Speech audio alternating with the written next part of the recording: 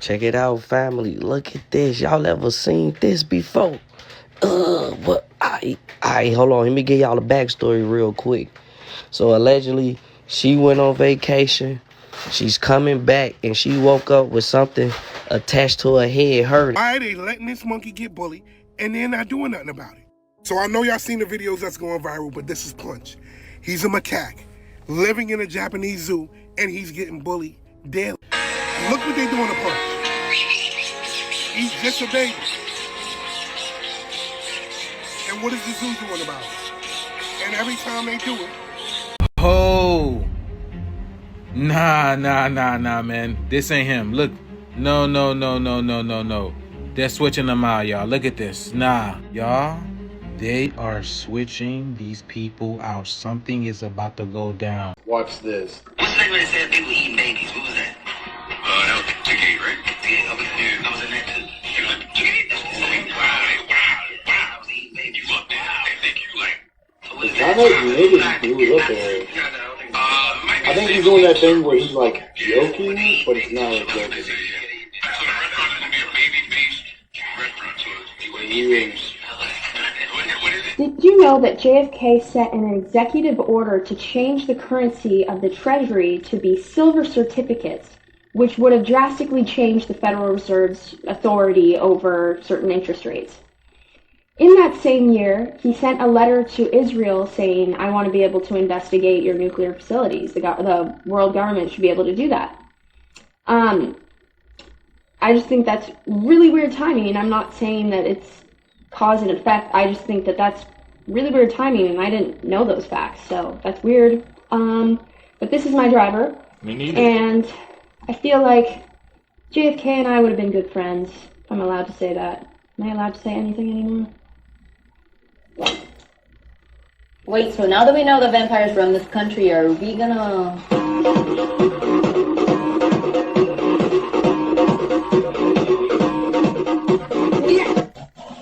Second stage. How is that? They're more... This is where we should be watching it. Right here's a better spot than out in the front. Well, if you come right here, you get the whole thing. The heck is that? It's separating us, so started to come out. Yeah, I did too. UFO. Something else just came off of it.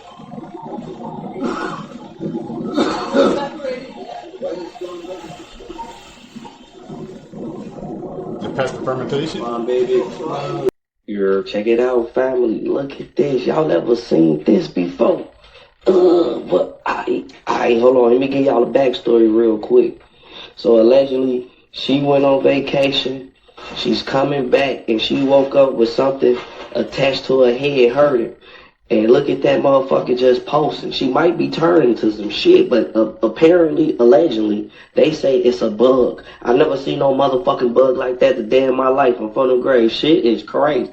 You think Neanderthals were the only human species our ancestors lived with? Think again, there were 8. There was Homo floresiensis, also called the Hobbit people because of their size. They're about 3 feet tall and have proportionally large feet. Most of their remains have been found in this cave, on the island of Flores in Indonesia. They were alive until about 50,000 years ago. It's unclear if Homo sapiens directly interacted with them, but it seems like they were on the island at the time they went extinct. Also the Denisovans, named after Denisova Cave where the first fossil remains were found, up in Siberia. A lot of people alive today have like 3 to 5% Denisovan DNA. Actually, for a long time, this lineage was known almost exclusively from DNA. Our human family tree is full of mysteries, some solved and some unsolved. Talking about all of it in my Human Evolution series on YouTube, where I cover the other human species our ancestors lived with and might have evolved from. Let's start listening to the crackheads. I'm not even trying to be fucking funny. Do you know how many reports there are of people in the streets, homeless people saying they were abducted, they were used on, they were worked on, and we looking at them as crazy, but what? Oh, what did the CIA say? The CIA said motherfuckers with schizophrenia and certain personality disorders are actually clairvoyant, meaning they're hearing shit on other planes that we can't fucking comprehend. And if you look at this shit deeper, the Epstein's just a distraction. It's a red herring. As I talk about all the time, when they let you see something, it's because they want you to see something. That's not justice. That's just them letting you see something because they're covering up this bigger shit over here. You know what the bigger shit is? The bigger shit is linking I'm spitting. The bigger shit is they're linking our fucking bodies to technology. The Neuralink and all that shit, it's already happened. And you have to realize the government 20 steps ahead, at least 10 years. When they release information about new technology to us, they already been had that shit for 10 years. Neuralink already done happened. Neuralink already done fucking happened. That's why if you never not noticed, you think about something, there's an ad on your fucking phone. They are reading and trying to make sure there's no type of powers that we have being broadcasted or signaled to anybody else. They have our nervous systems in a state of shock and panic. Even my nervous system getting tweaked up about this, but I have to open the eyes. That's right. It's Brackets and Jackets. Bringing it back for Brackets and Jackets. Special Epstein Island edition. That's right, folks. Epstein, Jeffrey Epstein, the man with the island, which is viciously close to Haiti. That's right. You see this man, Jeffrey Epstein, is funding lots of people. He's funding lots of people on the street to make sure his shit doesn't get out. That's right. They want the record deal. And they're paying a lot of people. Epstein's paying a lot of people. Oh boy. For one, he's got a whole Mossad media matrix in America. And I would bet you anything that Alex Jones is one of them. Prove me wrong. That's right, Cappy's in the portal. Cappy's in the portal. Cappy's in the building with songs about Epstein. It's Reverend Jacket's Epstein edition. Guys, I had some epiphanies today. I had some real big epiphanies about some guys. A big network of guys and spies and lies and liars. Okay. Alright, think about this for a minute. Okay. Is Epstein Oprah? Epstein is Prince Tucker. You remember now. Epstein is also Kevin Spacey. Epstein is also Prince Andrew. Epstein is also... Who else is Epstein? Who else is Epstein? Tell me. You guys know. Who else is Epstein? I don't know.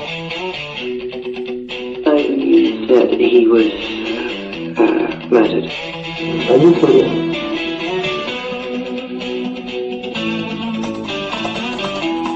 Get up. Don't leave.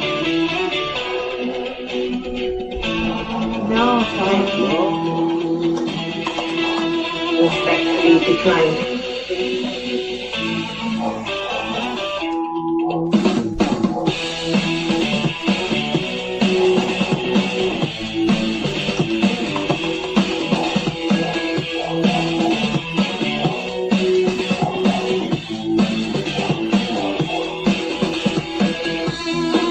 Do you feel safe in jail? Yes, I feel safe. I would not know. I don't. Because many don't. No, he didn't. I don't believe he did. I believe that he was murdered. This is Nimrod and the Tower of Babylon. He was the first world leader. It is even rumored in extra biblical text that he wore the garments of Adam from the Garden of Eden. And he put that on and he had a supernatural influence. He purposed in his heart to break through to heaven. And everyone spoke one language. So they began to build this tower. This tower was shown that it was actually going to be accomplished and break through the firmament. Wow. God saw it and he said, look, it has been purposed in their hearts to achieve whatever it is they desire because the people are of one heart and one mind. Let us go down and visit them. They went down and they gave each person different languages so that they could not understand each other. So this task could not be accomplished. Now, we see this as the prototype and the method that has always been from the beginning where mankind is trying to get their own way, their own technology to get to God and break through the firmament by influence of the devil and one world leader. All these leaders have come about in the past to do what?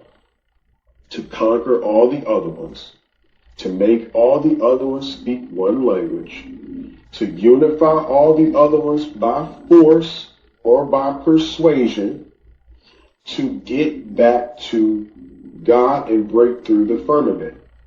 That's why it's still in place today with a one world government. It is called the mystery of Babylon.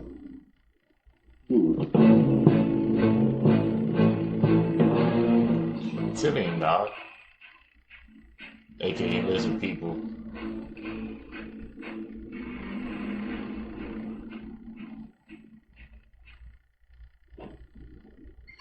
عارف ما تمت لكم قصة الدعامة. هسه هم مشوا على جهة التكينة وجبيل واللي هي اسمها شنو دي ورجعوا تاني من الحراز وبتاع. الحوامل في الخلق دي دايرين لها جن. المهم قالوا قبضوا الجن مسلم. قال له أنا كنت مع سيدنا سليمان يعني. قال له كنت مع سيدنا برهان الجن ذاته يشيلون. قال له y'all, this alien shit is ramping up quickly. I feel like they're moving to phase 3. And I believe it's only 5 phases, y'all. In the last week or so, we seen Obama, Trump, and Elon all start talking about aliens. First it was Obama, he was on an interview, and he was asked about aliens. And he said, they're real, they're just not in Area 51 like people think. Then you had Trump talking about, he should have never said anything about that. That's classified. And then he said he's just gonna release documents. You had Elon saying, if there were any aliens, I have so many satellites up there and so much blah blah, we would have seen them. And the craziest part, y'all, I'm not trying to say too much, Elon gonna have one of the biggest roles when it comes to this alien shit. He talked about it already with his satellites in the air. Go look up how many satellites this man has in space. Then after that, I want you to go look up Project BB. Put it down in the comments what the BB is. God, this shit is gonna get crazy. I cannot say too much because they gonna think population and let's think about math. Subtraction. Subtracting with population. You get where I'm coming from? They're going to use Elon satellites to portray an alien. Like we can't tell you. Come on, man. Yeah, 2026, you think that's when we finally are gonna see the existence of aliens, bro? Or they're already among us, man. You got Obama saying they're real, Trump saying he's about to release some files, so you guys know I'm gonna be on some clips about that. But hey, man, when they release those files, we will be on them, bro. We're gonna review them together, Seekers. What's going on? Well, we ain't gonna let you know what's going on. They give me a letter my mom wrote once we got to Vegas, and it basically said she signed away all her parental rights to me, to this school, to this in the state. So they shipped me to Thompson Falls. Yep, Thompson Falls, Montana. And like this shit is on Netflix right now. They got documentaries about this same school. Like I ain't know nothing. I acted bad at the place in Thompson Falls, Montana. They shipped me to a place called High Impact in Jamaica, to where it was no child safety law. I think a beat you up. I had to walk 100 laps with a 100-pound brick on my back just to get back to Thompson Falls, Montana. And that's how I lost my record deal with DMX when I was signing them or whatever. And it just stripped me of everything. Like I know Aaliyah died, so I'm super close with. I was close with Aaliyah from DMX and just all this other stuff. And like me and my mom, you know, like shit, like me and my mom ain't really close to the day right now. After nearly 144 years of construction, the world's tallest church has finally reached its maximum heights. Barcelona's Sagrada Familia has been under construction for so long that locals have become used to seeing scaffolding and cranes alongside it. But on Friday, the last piece was finally put in place. A 17-meter tall, four-sided steel and glass cross was craned to the top of the Tower of Jesus Christ, reaching a staggering height of 172.5 meters, making it not only the tallest church in the entire world, but also the city's tallest building. The expectation now is that the scaffolding will finally be removed before the church's official inauguration, which is something that many people in the city have never seen before.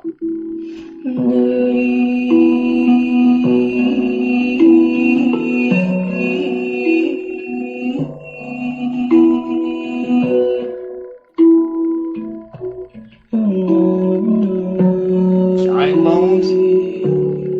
It's a big footprint.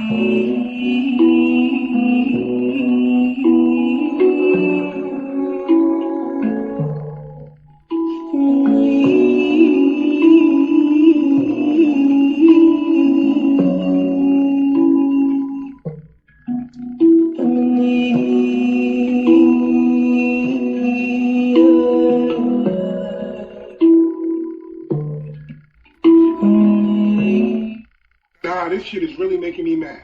Why are they letting this monkey get bullied and they're not doing nothing about it? So I know y'all seen the videos that's going viral, but this is Punch. He's a macaque living in a Japanese zoo and he's getting bullied daily. Basically, they're saying he was born and his mother abandoned him, left him by himself, and he's in a zoo in Japan filled with monkeys that don't like him. And his only friend is that stuffed orangutan right there. Anytime they bother him, anytime they bully him, he goes and grabs this stuffed animal right here. Matter of fact, look at this shit. Look what they doing to Punch. He's just a baby. And what is the zoo doing about it? And every time they do it, the only friend he has is that orangutan right there. Mind you, the zoo is saying that that's normal behavior. It's normal behavior for those monkeys to bully him. And they're not doing anything about it. He's by himself. No mother, no friends. His only friend is that bear right there. You tell me if that's right. So again, the zoo is saying that basically the other monkeys are disciplining him. But disciplining him for what? What did he do? And they're saying that they're not going to get involved because this is what they do. And they don't want to get in line of what they do. But he is definitely being bullied. Now, I've seen somebody say that somebody famous is supposed to be buying Punch for $250,000. Do you think they should buy him? Do you think Punch should get out of that zoo? Everybody tells me Justice for Punch, man. We don't want him to turn us to Caesar on us, bro. We don't want him going down that road, man. That was crazy, bro. That's his only friend that stuffed a freaking orangutan. Justice for Punch, man. I need to see that all throughout the comments. that I was insane when I said that reptilians are all around us and that our souls are way more valuable than we realize, and that all of the elites, celebrities, people that run the world are shape-shifting reptilians. That's why David says there are lizards in king's palaces. And now everyone's freaking out because that lady posted a video from her thermal camera where she went to Buckingham Palace and the guards don't have heat signatures, at all. They don't show up. All of the people show up, the guards don't show up at all, and TikTok keeps taking the video down. You guys will not believe what DJ Vlad is over there tweeting on X right now. He's confessing everything about Jay-Z. We see why he was always on Nicki Minaj's neck, because he knew the truth. Listen to this confession. I have a confession. Roc Nation has been paying me to support Megan. They also paid off all of the jury members to convict Tory.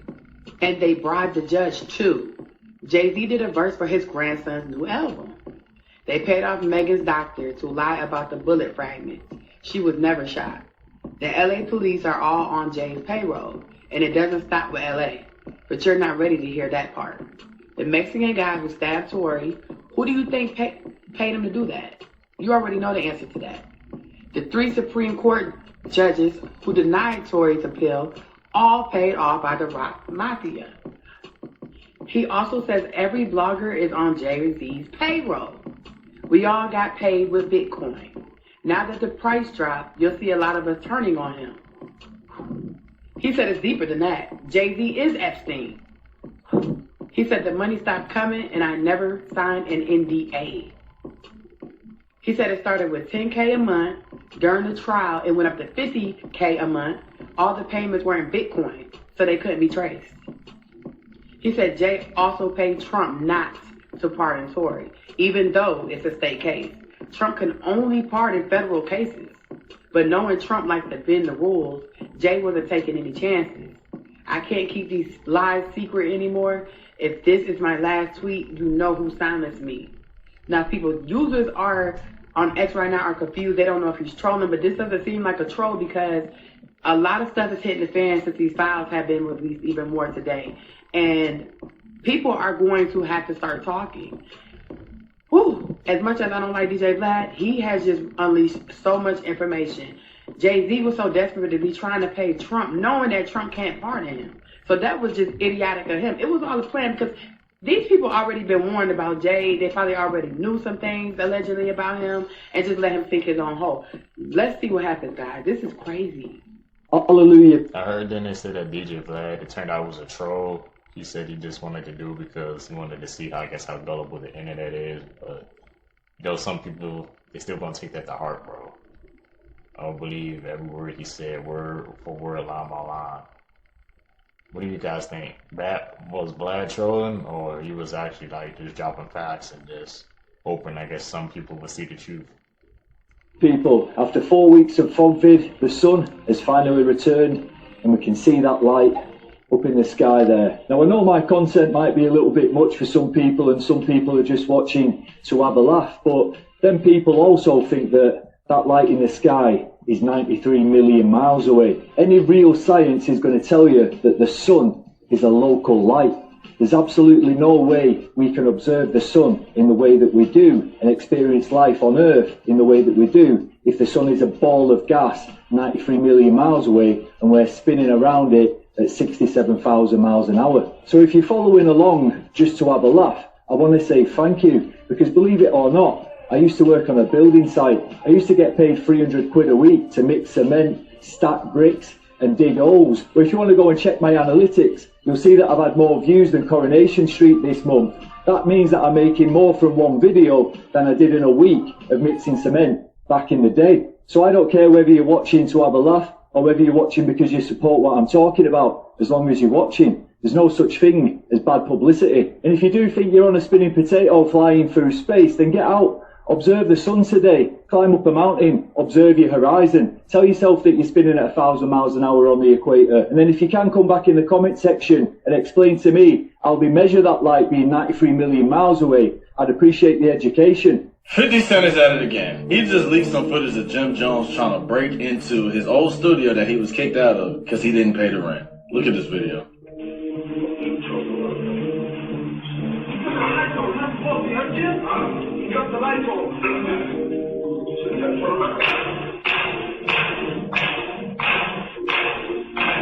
He really trying to get in too.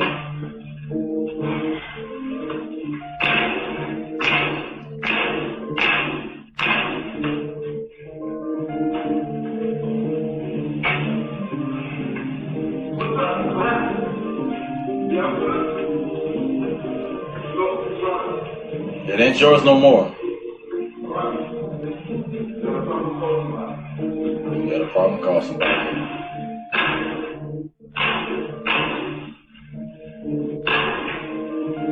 If y'all want to see the rest of that video, links in my bio, to my Discord. I'm gonna put it in there. But number one, Jim Jones, I did not know you were still making music. Congratulations. Number two, 50 Cent said that if y'all would have still been friends, this wouldn't have happened, my boy. Number three, I get that you upset, but why you gotta talk to people like that? You ain't pay your end of the bargain. That's why you locked out of your studio. And number five, whatever I'm on, I didn't know you still made music. Congratulations. Y'all let me know what y'all think about this. 50 Cent, you messy for this. But hey, man, it is what it is. Y'all let me know in the comments below. Like and follow for more. Oh. Nah, man. This ain't him. Look. No. They're switching them out, y'all. Look at this. Nah, y'all. They are switching these people out. Something is about to go down. New Soldier. It's your boy Soulja Boy. My new shoes is out right now. Look at the new Soulja Boy, huh? Finagle? When did Soulja Boy ever say something like that? Look at this. Look Look, that's not the same Soldier. In fact, Soldier Boy had a dimple in his chin. Look at this. Look at this guy. His chin is like square. Look. Bro, what's going on? This guy's even a lot lighter. Look at him. Who is this? Who is this? Have y'all seen Martin Lawrence lately? He just came back after losing a whole bunch of weight, but he don't even want to show his face. Look at him. Look.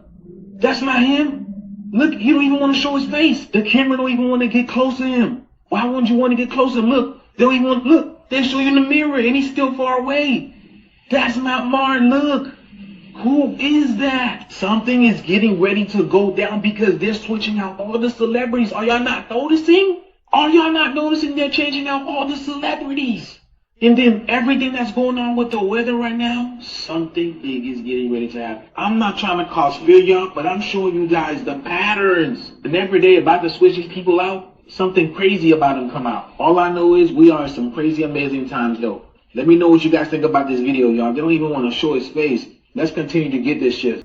The Menendez brothers' resentencing hearing is coming up on March 20th and 21st, but unlike their trial in 1989, Eric and Lyle may have a real chance at a fair hearing this time around. As you may know, Eric and Lyle were sentenced to life in prison without the possibility of parole for their parents' murder, despite the brothers' insistence that they did it because their father abused them for years and years. The problem was that all the evidence about this abuse was presented in the first trial, but that trial ended with a hung jury, meaning the jurors couldn't reach a unanimous decision. Then, in their second trial, the judge barred any evidence about the brothers' history of sexual abuse from being presented in their case. And that's when they were found guilty. In the late 80s and early 90s, it was hard for people to believe that the brothers were SA because abuse against boys wasn't really talked about as much as it is now. But recently, new evidence has been found which proves Eric and Lyle were telling the truth about their father. When Eric was a teen, he wrote his cousin Andy a letter telling him all about his father coming into his room in the middle of the night and making him do unspeakable things. Remember, back in the day, the brothers were convicted because it was assumed that they were not actually being abused. So having a letter that was written before the murder does change everything. The main obstacle the brothers are facing now, which could potentially prevent them from being resentenced,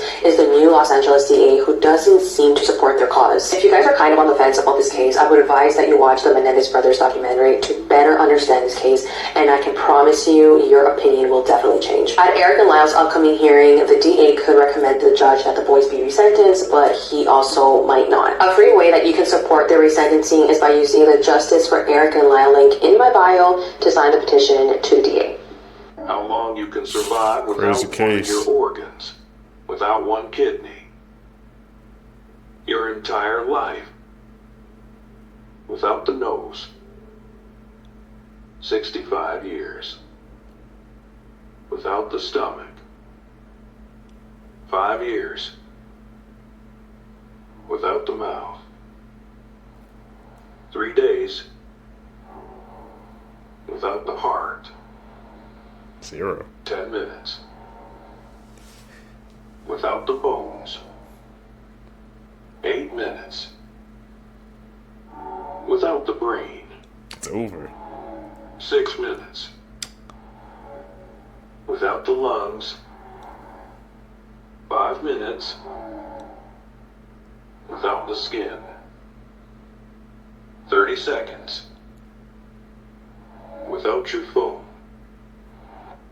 0 seconds. You know what that is? Save your life. If the ice isn't floating, don't drink it. There is something in the drink.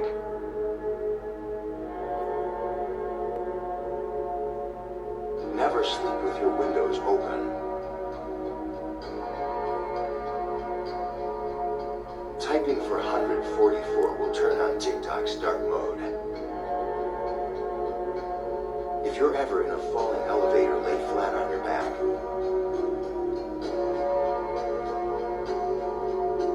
Leave a note on the table before you leave the house. Tabby, remember, right?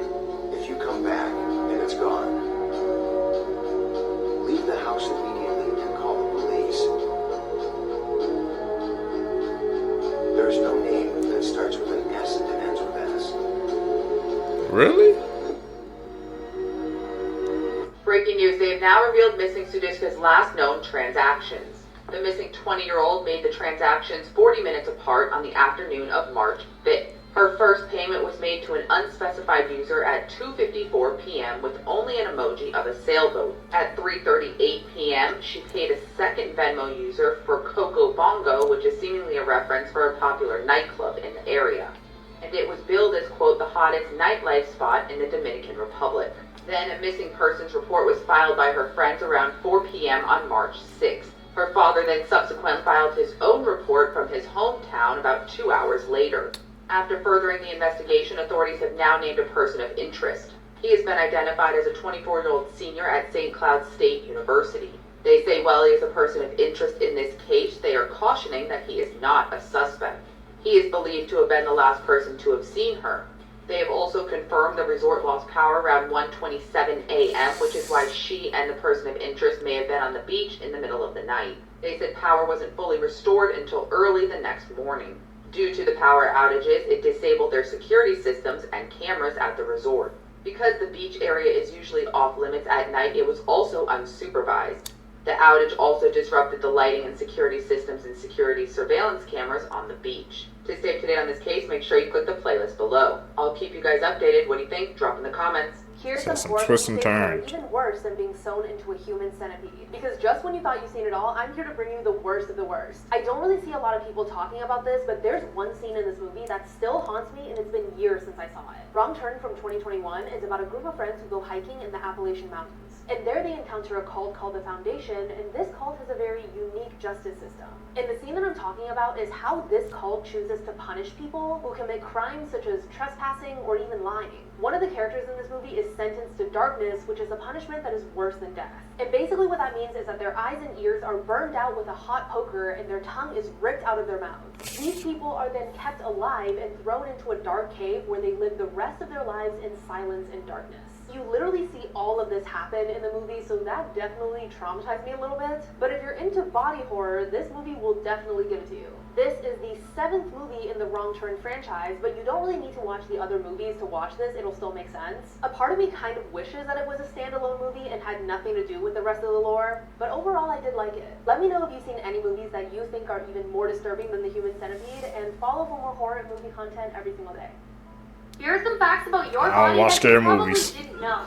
First off, our taste buds do not work without saliva. To test this, try drying off your tongue with a piece of paper towel, and then eat any food you want. You won't be able to taste it until your saliva mixes with it, which dissolves the food, which binds it to our taste receptors. Next, if you ever get punched in the mouth and your tooth falls out, there's actually a chance you can save it. If you gently rinse it and then place it back into the socket, if you do this in a short amount of time, it may actually be able to reattach itself. Next, when you breathe through your nose, you're mostly breathing through one nostril. This is called the nasal cycle, which switches between each nostril every few hours. But you only really notice this when you have a cold. I just found out. Really? So we only breathing in through our one nostril? I feel like 2 though. I feel like I'm using both. Got to test that out. Especially the one about the taste buds, man. I'm definitely gonna have to test that one out, man. I'm calling a cap on that one. I gotta try it out. Way you can change your eye color, and I want to see if you can do it. Okay, what I need you to do is stare at the eye at the center of this circle. Now double tap the screen if you want to know what's going on. Try not to blink, and whatever you do not look away. Now as you're watching this, you will see this image begin to shift and move. This is the feeling of your brain changing your eye color. It will be a fully different color in 3, 2, 1. Go to a washroom right now and look at your eyes in the mirror. Your eyes will be a different color. Comment what you saw. We have facts that you didn't need to know. This is the world's smallest reptile. Look how tiny it is. The stoneheads found in the Easter Islands actually have bodies. Most Korean people have a genetic mutation called ABCC11, which makes their sweat odorless. If you're looking to get revenge on your ex, only slash 3 tires and not 4, because the insurance covers all 4 tires. Cannibalism is legal in 49 US states. An elephant's 5th leg is so big and strong that it can throw around an adult human. Hippos sweat red, like actually. Please tell me when he said an elephant's 5th legs, he didn't say that's not what I think it is, man. Please tell me I'm wrong. What the hell? Yeah, those are facts, man, that stuck with me.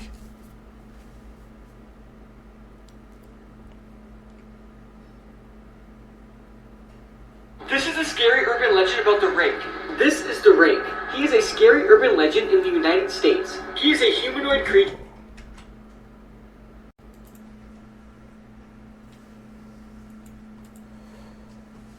with very large teeth and claws that stalks its victims and appears at the end of their beds while they sleep, or in the woods or their houses. He is 6 feet tall, with pale grayish skin and 2 very large eyes. When the Rake has a victim, he completely stalks them and terrifies them, and then mutilates their body, completely ripping them apart and killing them. The Rake has a lot of dangerous and powerful powers. He has superhuman strength and speed, also invisibility and shapeshifting, and even teleportation. People who have been stalked by the Rake have either committed suicide because they couldn't handle what the Rake was doing to them, or the Rake just kills them. All in all, the Rake is a very powerful creature, and every single one of us should pray that we never see him. Stay away from the Rake.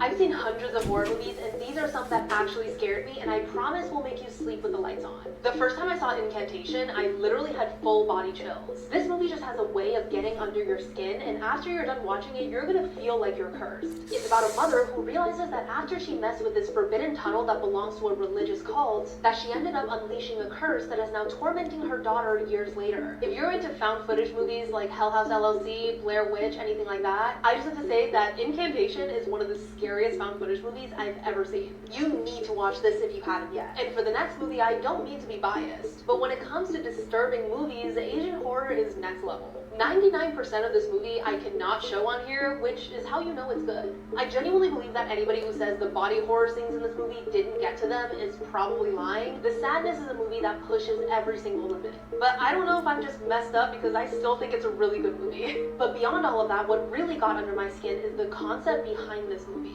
It's kind of a zombie movie, but not really because it centers around a virus that makes people act on their darkest thoughts. The messed up things that they desire on the inside, the things that they're too afraid to act on. If you guys know about the comic book series Crossed, the virus in the Sadness is kind of like that. And this is the last movie on the list. It's completely different than the past two, but it's Megalomaniac.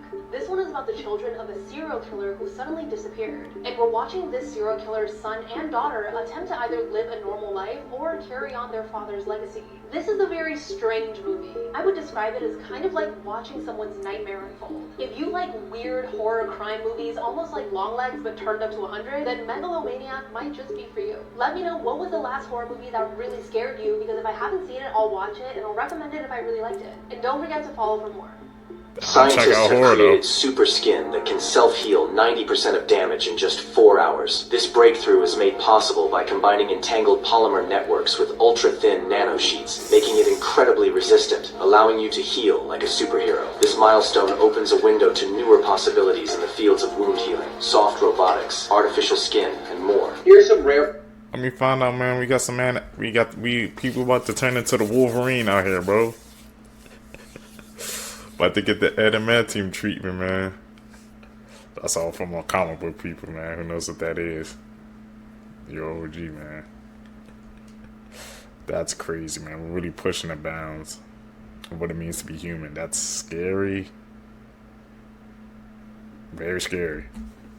Photos of fascinating people through history. The two people in Grant Wood's American Gothic existed. This is what they looked like, and they were not a couple. It was the artist's sister and his dentist. This was Margaret Gorman, and she won the first Miss America competition in 1921. This was the first iteration of Ronald McDonald from 1963. This was Stephen Bobrowski, known as Lionel the Lion-Faced Man. He had hypertrichosis, which caused hair to grow up to 8 inches long all over his body. He performed with Barnum and Bailey and spoke 5 different languages. This was George Hackenschmidt, credited with inventing the bench press. This was Conrad Veidt, whose performance in the 1928 film The Man Who Laughs inspired the look for the Joker. This was Daniel Lambert, the world's heaviest person in the 18th century, weighing over 700 pounds, and according to a rumor, possibly fought off a bear by himself. This was Maud Wagner, who was believed to be the first female professional tattoo artist in the United States. This was Selma Burke, who designed the portrait of Franklin Roosevelt, still on the dime today. This is John Smith, and he was reported to be 137 years old at his death, but that's not verified. This is Ralph Lincoln, and he is the 11th generation cousin to Abraham Lincoln. This was Franz Reichelt wearing a homemade parachute suit. He tested it by jumping off the Eiffel Tower in 1912, and it did not deploy. More details have come to light in the case of the author mum who allegedly murdered her husband.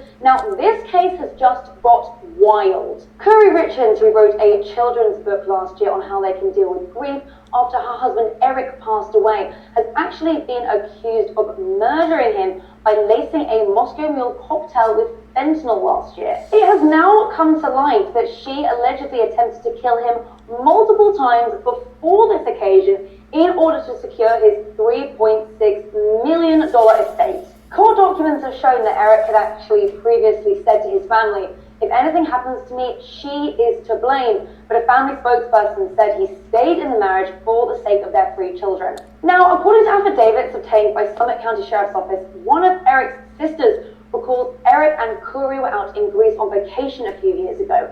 Now, allegedly, Curry made him a drink that made him violently sick. So much so, he actually called his sister back in America to say he believed Curry tried to kill him. And according to records, there was another incident back on Valentine's Day in 2022. Curry allegedly brought Eric a sandwich, and just after one bite, he had a severe allergic reaction. Hives, couldn't breathe, he had to have an EpiPen and Benadryl, and was reportedly out for hours after just one bite. Now, legal documents obtained by DailyMail.com show the twisted legal battle Curry endured just weeks after Eric's death in order to try and secure the family estates. Curry had claimed that all the money left in her late husband's will was rightfully hers, and had accused Eric of trying to defraud her and take legal action by shielding her from their property and their businesses. Now, according to a police warrant at the time, he had expressed concerns that Curry may kill him for money. So without her knowing, he actually handed over his power of attorney and his will to his sister, Katie. Now, Curry was completely unaware of this, so in her mind, on the terms laid out in their prenup when they got married, everything would be divided and pretty much everything would be left to her. When examining Eric's cause of death, the medical examiner said he had an overdose of fentanyl. 5 times the lethal amount was found in his system, and it looked like he had also taken it orally. They also added it seemed to be illicit fentanyl, not medical grade fentanyl. An anonymous source had actually come forward to police to claim they had sold Curry $900 worth of fentanyl this year. Then she'd come back for another $900 worth of fentanyl after Valentine's Day. Something's not looking good here. Curry Richards has been arrested on suspicion of his murder and is currently being held in custody. Her first trial date is set for May 19th. For more on this story, head to dailymail.com. Breaking news, Dave. That is a disgusting case, man. She did that all for some money, man. But he was 10 steps ahead. He put his sister in charge of his estate so she couldn't get it. Man, when people hit that big amount of money, they really would do anything, man. That was her husband, the father of her kids. All she wanted was the money. Be careful out here, man. Sometimes, man, it's okay to leave a toxic relationship. He tried to leave, but he wanted to stay for the kids. That's noble. Man. They've now released the full 911 call in the Brian Kohberger case. Take a listen. 11:55 a.m. 42 seconds, November 13, 2022. 911 location of your emergency. Something is happening. Something's happening in our house. We don't know what. What is the address of the emergency? 1122.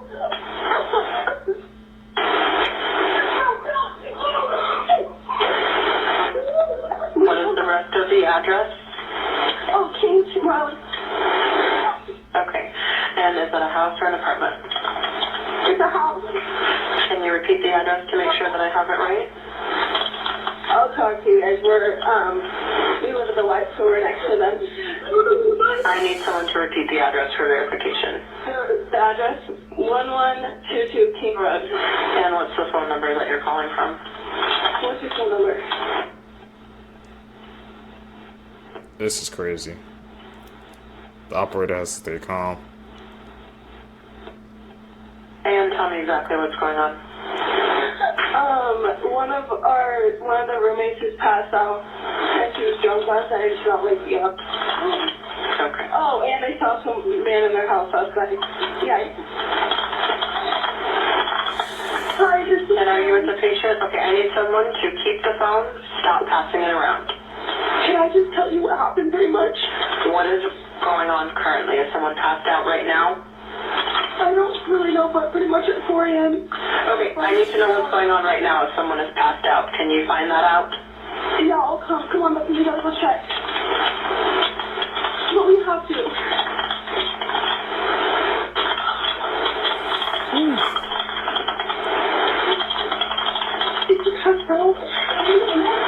They're going up to check?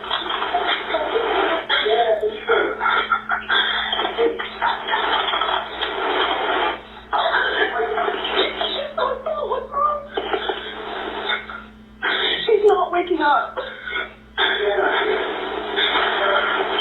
Okay, one moment. I'm getting help started that way.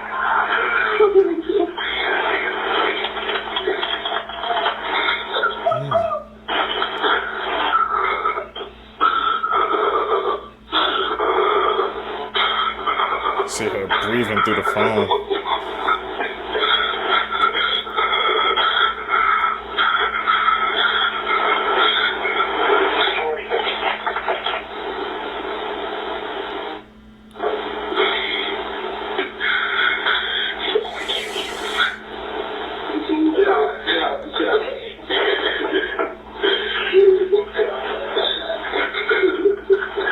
Okay, and how old is she? She's 20. 20, you said? Yes, 20 years old. Okay. Hello? Keep switching people on the Okay, I need phone. someone to stop passing the phone around because I've talked to 4 different people. Hey, sorry, they just gave me the phone. Is she breathing? Hello? Is she breathing? No. Okay.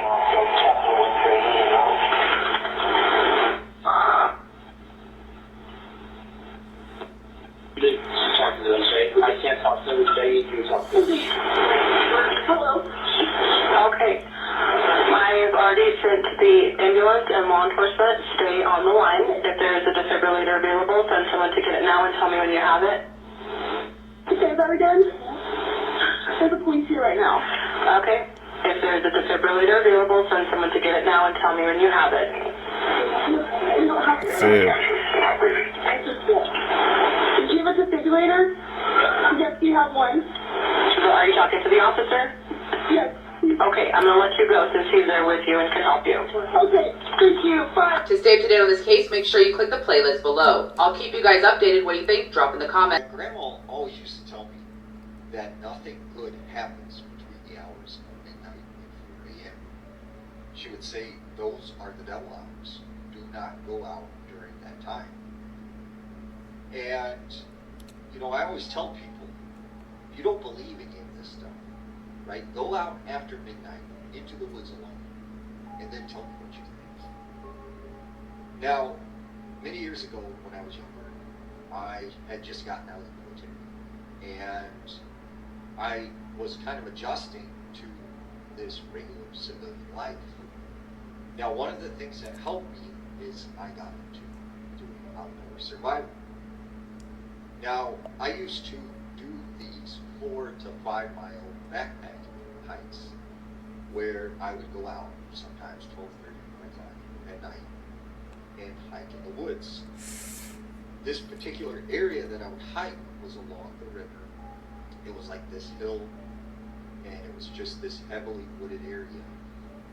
Now, at the time, right, this area was known to be home to the Peoria Indians.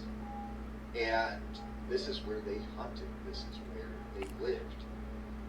There's even believed to be this huge burial ground on this area that was never found. So this particular night, I decided to hike this trail called Pimatui. Now, the Pimatui was an old Native American trail they used to use to get down this hill to the river. So what I would do is I would hike this trail, and I would get to this specific spot where there was a stream that cut through the trail. I would then turn right, and I would follow this stream through a ravine down to the river. So as I'm hiking the Pimatui Trail, I come to the stream, I turn right, and I start following along down this ravine. Okay. I start hearing like music, and it sounded like someone singing, but it wasn't like a person. It was like one of those music noises.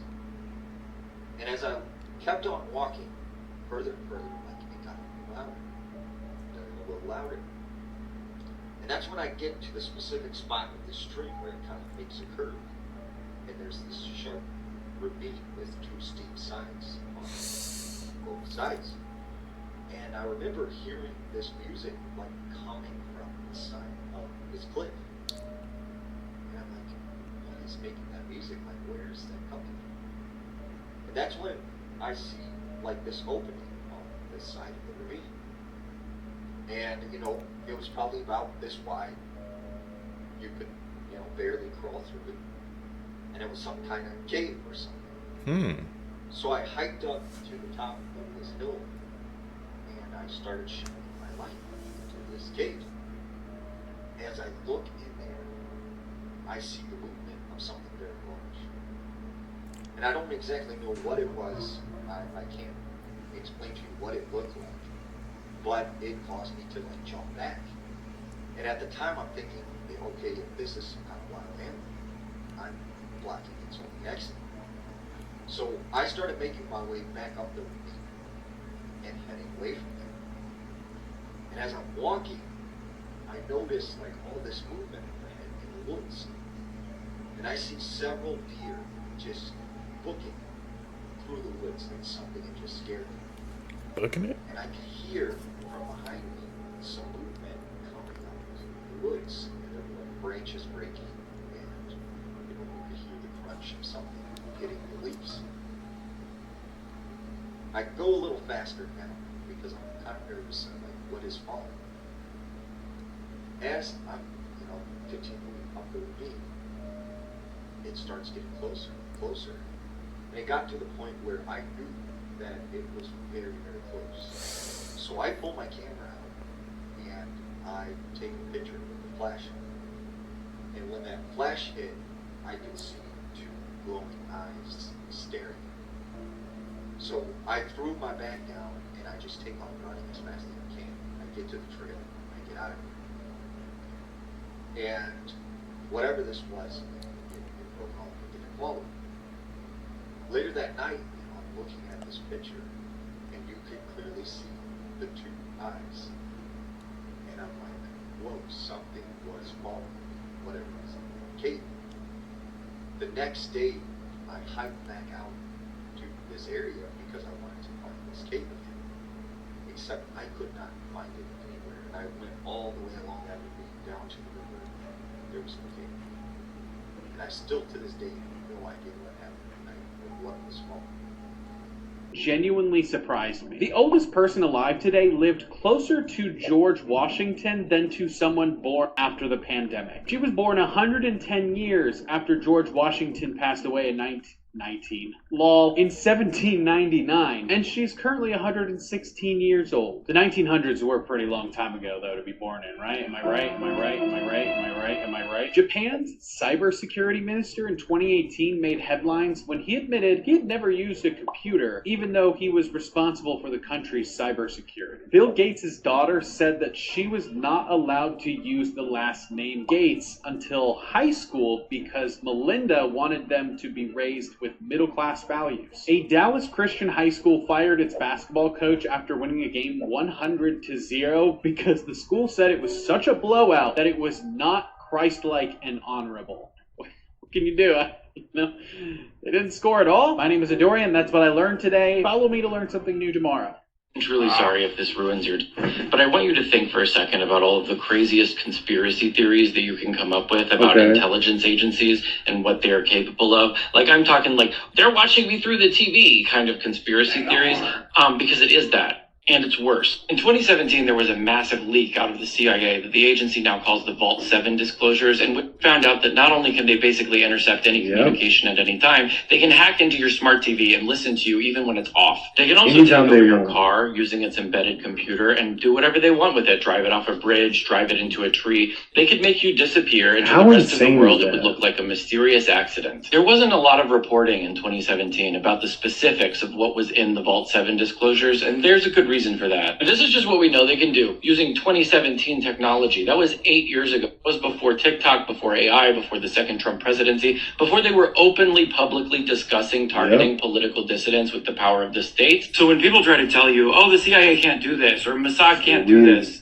yes, they fucking can. Bro, Tom Brady. Did you see what he did? No. Cloned his dog? Watch. This is the worst one. I didn't even post about it yet. Tom Brady, one glove. This is on Sunday night, dude. Why did you do it? That's O.J. Simpson. But this is O.J. Simpson stuff. One glove. Who's playing? You know who's playing behind him? No. The Buffalo Bills. That's who O.J. Simpson played for his whole career. Except 1 year. Bro, the Bills are playing Sunday night. He's the announcer. He's so in the game, Tom Brady. It's ridiculous. He's for sure is not human. Bro, but how can you be a 45-year-old and be the best quarterback in the league? No, dude, you can't. It's impossible. 45-year-old, bro. And he's not big. Apollo, I'll tell you what. Now that I see all this stuff, like when he throws the ball, they don't try to tackle him. They don't, they're rushing him. They don't try to tackle him. The guys are so open, and then when he catches the ball, they make believe they're trying to. But of course, I could do the same thing. That's why Tom Brady was the GOAT, bro. He said people would willingly let him, bro, just throw that pass. I didn't see that thing with the glove, man, when the Bills played. I'm going to have to check that out. I'm going to have to rewind the game tape of Tom Brady. He does the reporting on the games. But was that a coincidence? Or was that something else, man? That's crazy, though, putting 2 and 2 together. I didn't even notice that until now.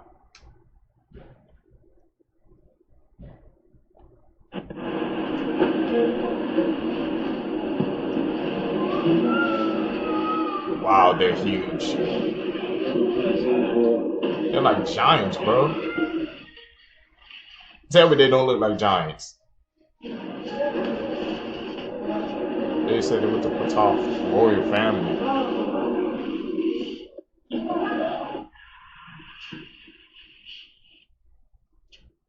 That's where they're at currently, I think.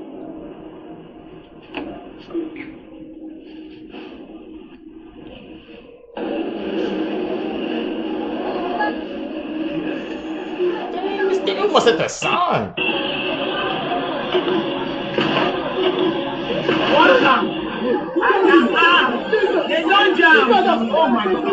So I be telling people, I said, that's Bill Clinton's son. He's a Crip from Little Rock, Arkansas, but that's my homeboy. So everyone knew in Arkansas who Danny was, and everybody know Danny. Everybody know that's Bill Clinton's son. I fuck with Danny though. He a good nigga.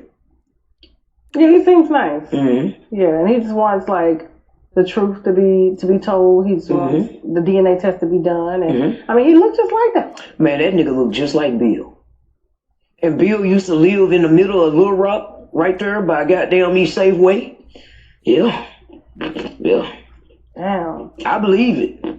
When I seen him, I said, God. When they introduced me, they said, that's Bill Clinton's son. That nigga turned around, I said, God damn. Sure is.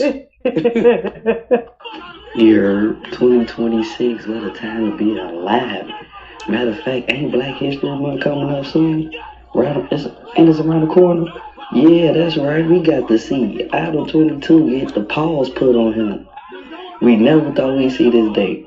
But shout out to Idol 22 for even getting in the ring. You can't say he's scary, he did it. But yeah, we needed to see this, y'all.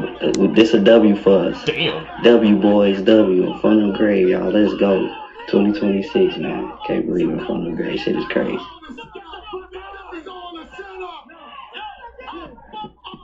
Oh, he tapped out, bro. That's crazy, man. Adam 22 versus Freaking Dish Love, bro. This whole situation with them going on, bro. I don't even want to go down that rabbit hole, man. Y'all gonna have to find out for yourselves why the fight even happened in the first place, man. But let me just say, the fact that he lost, bro, and he just gave up. Well, he didn't give up. He got into the ring. He, I guess, stood his ground, but it wasn't enough, man. That's insane. Emo? Holes, bro. That's the movie. That's where it's from. Oh, la, la, la, la. Your DNA, 6665. Do I have your attention yet? You gotta see this.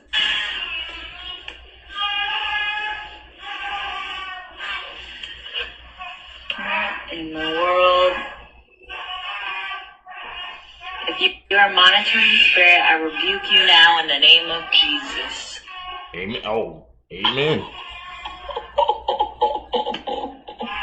Notice how it didn't leave until she said Jesus. And did you notice how the baby even calmed down at the name of Jesus? Hallelujah and amen. Follow or subscribe for more videos like this. Hey, fool. Stop playing, bro. This is not Kai, right? This is not real, right? Can't be. Don't tell me that this is really fucking Kai, bro. This man really posed in all these pictures and took them. Fool, this gotta be AI, right? This AI. Yeah. But if it ain't AI, they got this man. I didn't want to believe it. But if this is real, what I was believing is real too. People don't know. A lot of times it always start with the fashion too. Once you start dabbling into little shit like this, there's nothing you won't do. It's crazy how he picked that name, The Vet. When now he one of their pets. They finna take his ass to the clinic. He about to put on a clinic. Ooh, this ain't it, Kyle. And is that motherfucking nail polish? Oh, hell no. They done made this man put on nail polish. A dress is coming soon. Well, I'm pretty sure that was AI, man. That, because I'm about to say, the reason why I say AI, because I'm pretty sure Kai's brand, Bavit brand, it's not even done yet. He's still in the, like, stages of making it, man. You saw his video, I Quit. He was still in the stage of, like, he went to Italy to see all the leathers and stuff, learning basically how to do them himself. So you said Bavit, like, brand collection, that has to be Kai, yeah, because it's not even done yet, bro. Kai, he's not even done yet. So I'm gonna have to call that. I'm gonna have to debunk that one. If you're on TikTok and you didn't block Oracle the first time we told you to, head on over and block Oracle right now. Well, if you haven't heard, TikTok has officially been sold, and Oracle will be playing a very big part in it. And one thing is for sure, the algorithm that we all enjoy will be changing. And right now, we're uncertain if it's going to be changing for the better or for the worst. But one thing is for sure, it will be changing. And for those of you that have posted videos complaining about all the community guideline violations and video suppression, do you think it's actually going to get better, or do you think it's actually going to get worse under new management? And the other question that is lingering on everyone's mind, will they keep the same app, or will they update it? Will they change it? What is going to happen with TikTok as we know it? And one thing we can be sure of, there will definitely be some type of changes, whether it be right now or in the future. But as always, you can follow me on the gram, TheJoeD69. Follow me there. I'm on YouTube as well, the same thing. Keep in touch just in case. So once again, if they do end up keeping TikTok as it is, there will be some changes. And some of us may like it and some of us may not. Let me know your thoughts on this in the comments, and as always, I'd love to hear from you. Hey, yo. I think TikTok is sternly still down, right? It's been down for like 2 days now, bro. Like when people try to post certain things, there's like it's getting censored, or I heard they're posting it and it's like stuck at like 0 views. So when they sold when they sold TikTok to Oracle, you guys know the whole algorithm changed. Everything's probably different. I heard there's whole new terms of agreements that you have to accept. I never seen that popped up on my TikTok yet, but I don't know, man. I mean, yeah, like I said, bro. Ever tried to use TikTok, man? That joint, bro. they're cooked. And I remember heard some people's monetization features got taken away. I think they said it came back, man. But they saying it's because of the storm. It took down some of the data centers. But I don't know, man. Tell me down below, man, if you guys think this TikTok, when they sold TikTok, is this change for the good? Or it's gonna be getting even worse, bro? Well, check this shit out. Do not look away from the symbol. You drew this in middle school. I drew this. We all did. But ask yourself one question. Who taught you how to draw it? It wasn't a teacher. It wasn't in a textbook. It wasn't on TV. And there was no internet to spread it. Yet somehow, this specific shape appeared in every single classroom on Earth at the exact same time. You probably called it the Superman S or the Stussy S, but look closer. Neither of those brands ever used this symbol. Those were false memories implanted to make you feel safe. This was actually the Universal S protocol, a global experiment in analog viral marketing designed to test how fast a single geometric instruction could infect the collective unconscious. Think about the sensation of drawing it, the 6 vertical pillars, the diagonal cross. It felt strangely satisfying, didn't it? That satisfaction was the trap. You weren't doodling, you were closing the circuit. It's 2 parallel sets of vertical bars that never actually touch.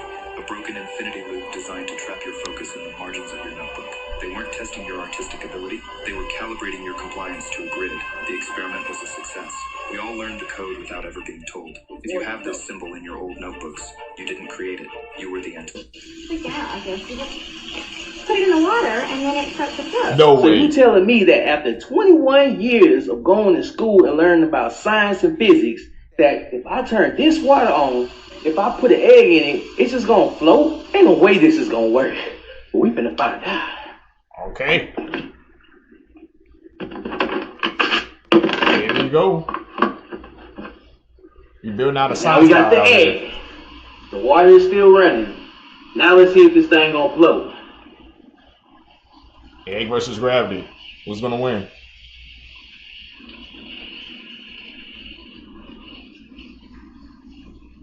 What the hell? What? Yo. No. What? Oh my god. They never taught me this. What? The science class.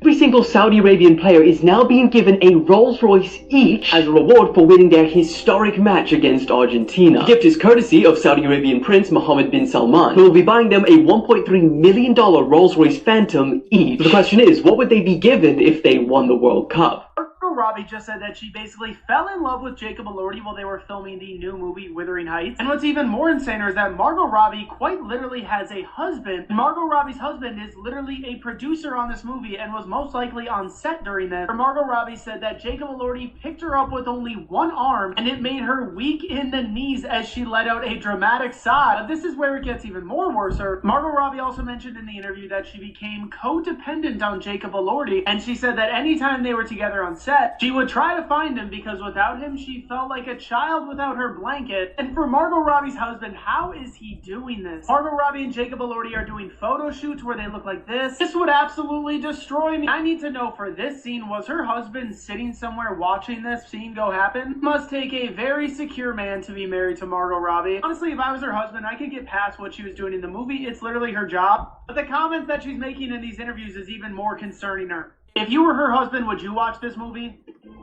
Would you, Seekers, man? I don't know. People they be saying that's part of like a Hollywood freaking, ritual humiliation joint. But man, when I heard those comments, I was just shocked. Hey, her freaking husband's a producer on the movie. He knows what's going on, like I said. So he's a very secure man. I told you that this was going to happen, and damn it, has it happened, that radiation fog. Yeah, that radiation fog that was in California that was being produced by the Ring of Fire. It has kicked its way and swept the South. You understand? Not only has it swept the South, you got South Carolina, you got Mississippi, but it hit Alabama where your girl resides. Okay, and with this fog came a slew of symptoms. Not only is it causing headaches, it's causing nausea, it is a serious funk that comes with this fog. And people all in airlines have been complaining about it. But not only that, but the animals are even feeling the effects. Even the animals are feeling the effects. And it's no coincidence that where this radioactive fog has appeared, these crazy weather phenomena start happening. It's just coincidental, but we can go to the clips. Look, see outside, we got Alabama and Georgia being your representatives from the southeast this morning. Dense fog advisory is up through mid-morning, so, the next couple hours is the most crucial. Are you filming the road? Yeah. Why? Because we don't have this at all. If you know, Alabama doesn't get fog. It's not a thing here. And if you don't believe me, let's go to some other state. Hey, fog travels, bro.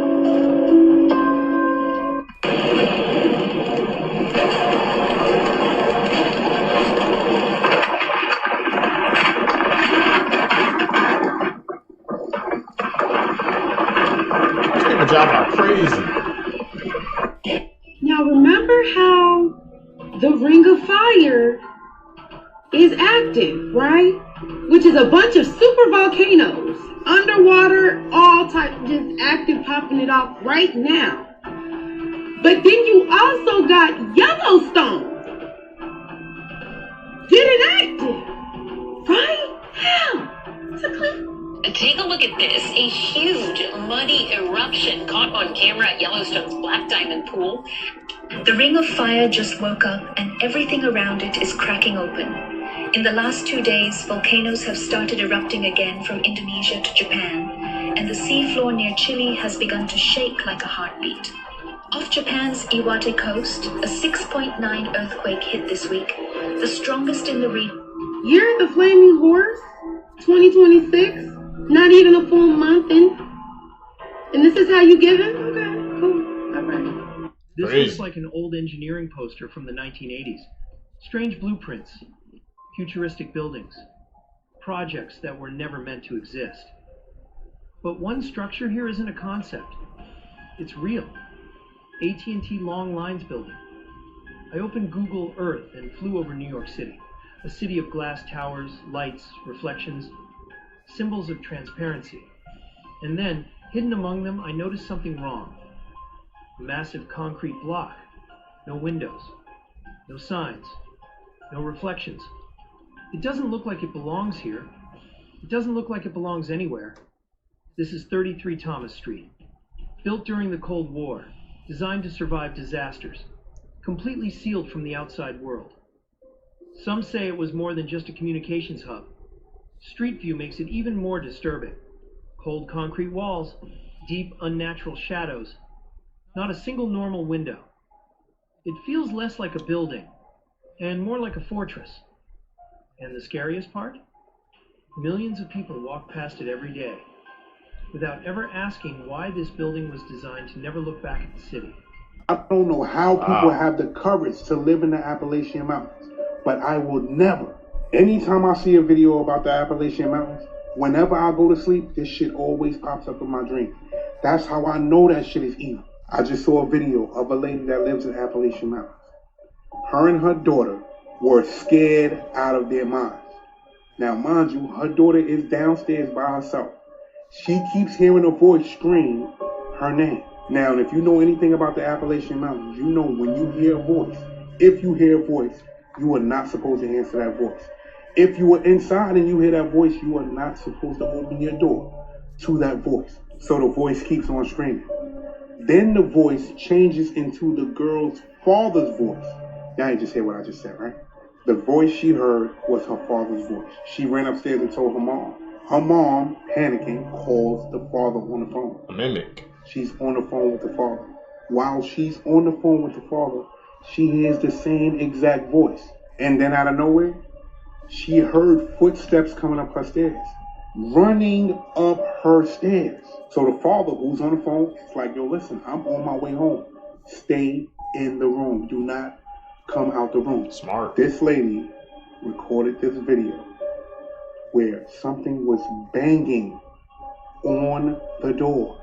Banging. When I say banging, I mean banging. Boom, boom, boom, boom, boom on the door. I might have to start a series on this shit because this shit is the scariest shit I could have ever seen. These Appalachian Mountain stories are the scariest stories I could have ever heard. I don't understand why people live there. I don't understand how people live there. Me either. But I would never. I'm out. Oh.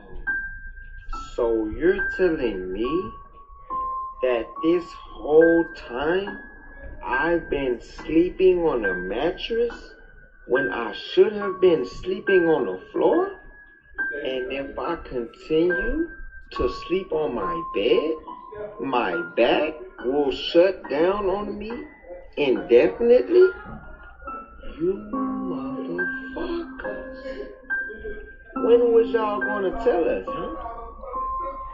For how long have y'all been keeping these secrets? All my life. So according to Vastu Sastra, this is what we supposed to be sleeping on. That explains all of the problems we have been having lately. This explains the tossing and turning.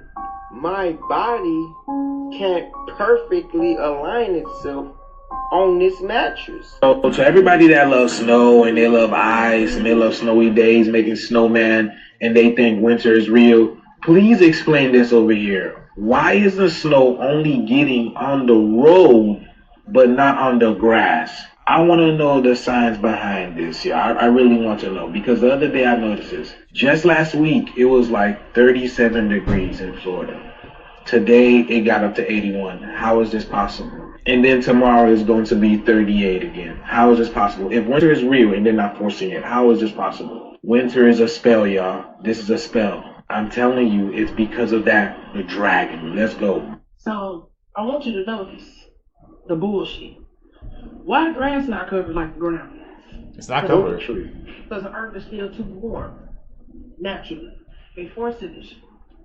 When I get a little bit, it's not covering like the ground is covering. What making the ground so special? Because it's fucking real. Normally that's what get covered first. It get dusted first. Look at it. It's not even sticking to the tree. It ain't sticking. Yeah. Y'all know how, especially up in the north, y'all know exactly. Why is that? Yes. Okay. Keep being fooled. Mount Adams, fire tower. Everything over there is frozen. Snow. Interesting.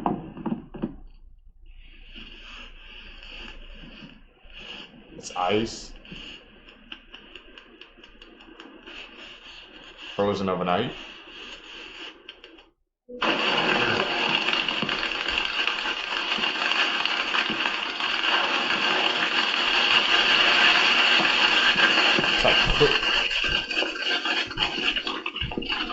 Got fake snow, bro. The big 2026.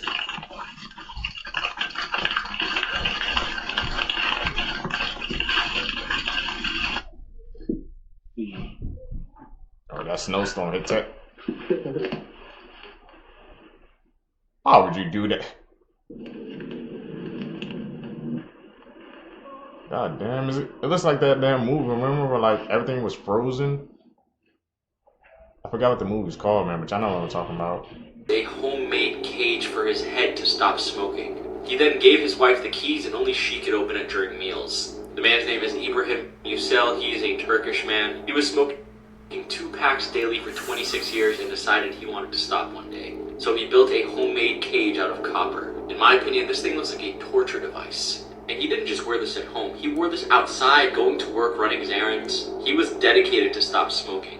He started doing this in 2013, and I believe he is still doing this to this day. The only thing he could get through the cage was a straw from a bottle of water and maybe some crackers. He designed it in a way that you couldn't even sneak a cigarette inside there. He definitely knew he would be having withdrawals and planned this accordingly.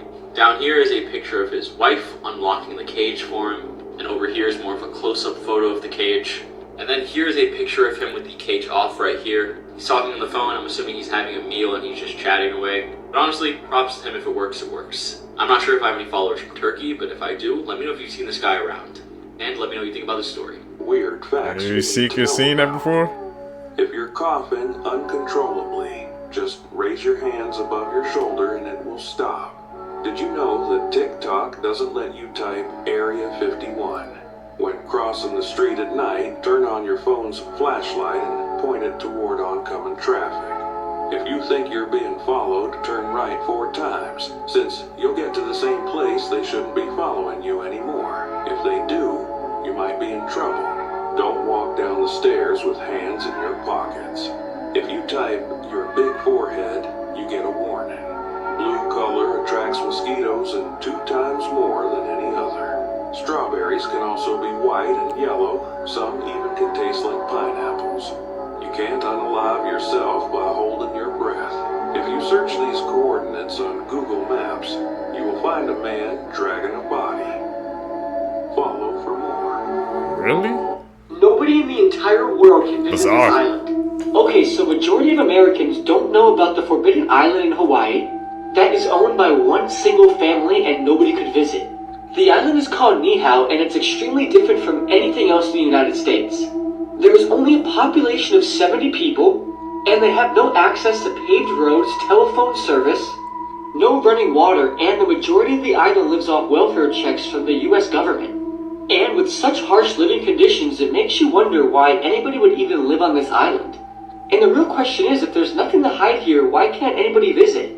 Well, this rule that doesn't allow any outsiders onto the island was actually written into the agreement by the natives when they sold it to the Robinson family, all the way back in 1864. Way back. The Robinson family bought the island for $10,000 in gold, which is $325,000 today.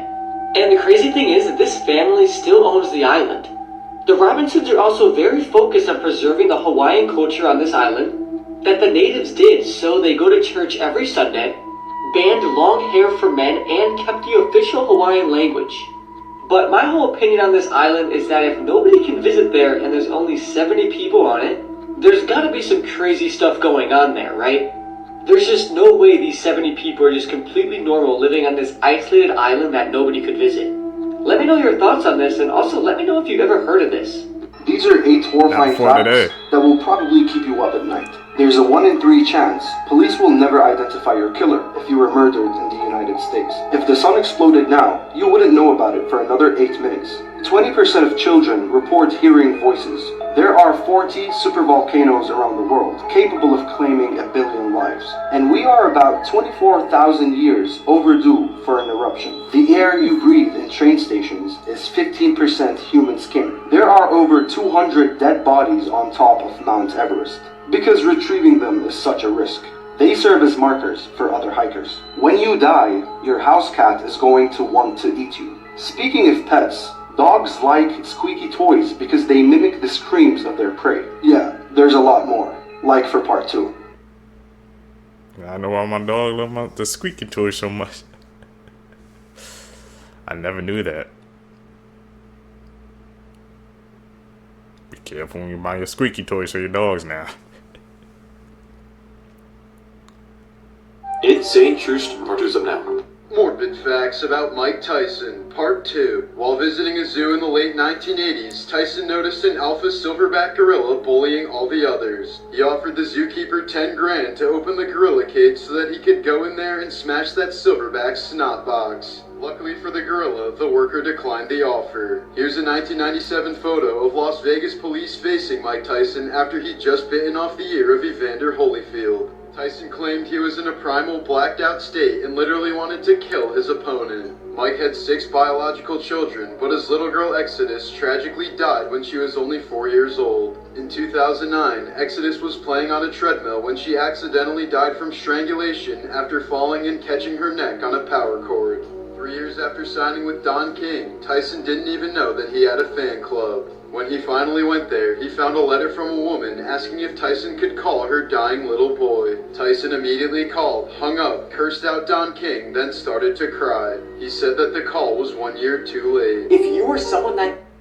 Man, I was speaking facts about Mike Tyson. He went through a lot in his life, man.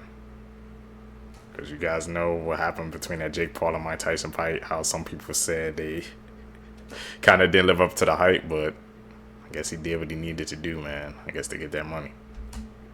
You know has small children, please watch this video until the end because it could save their life. Basically, Boppy baby pillows are being recalled after suffocating 8 children to their end. What happened was that these 8 children were laid down to sleep on these pillows and woke up lifeless.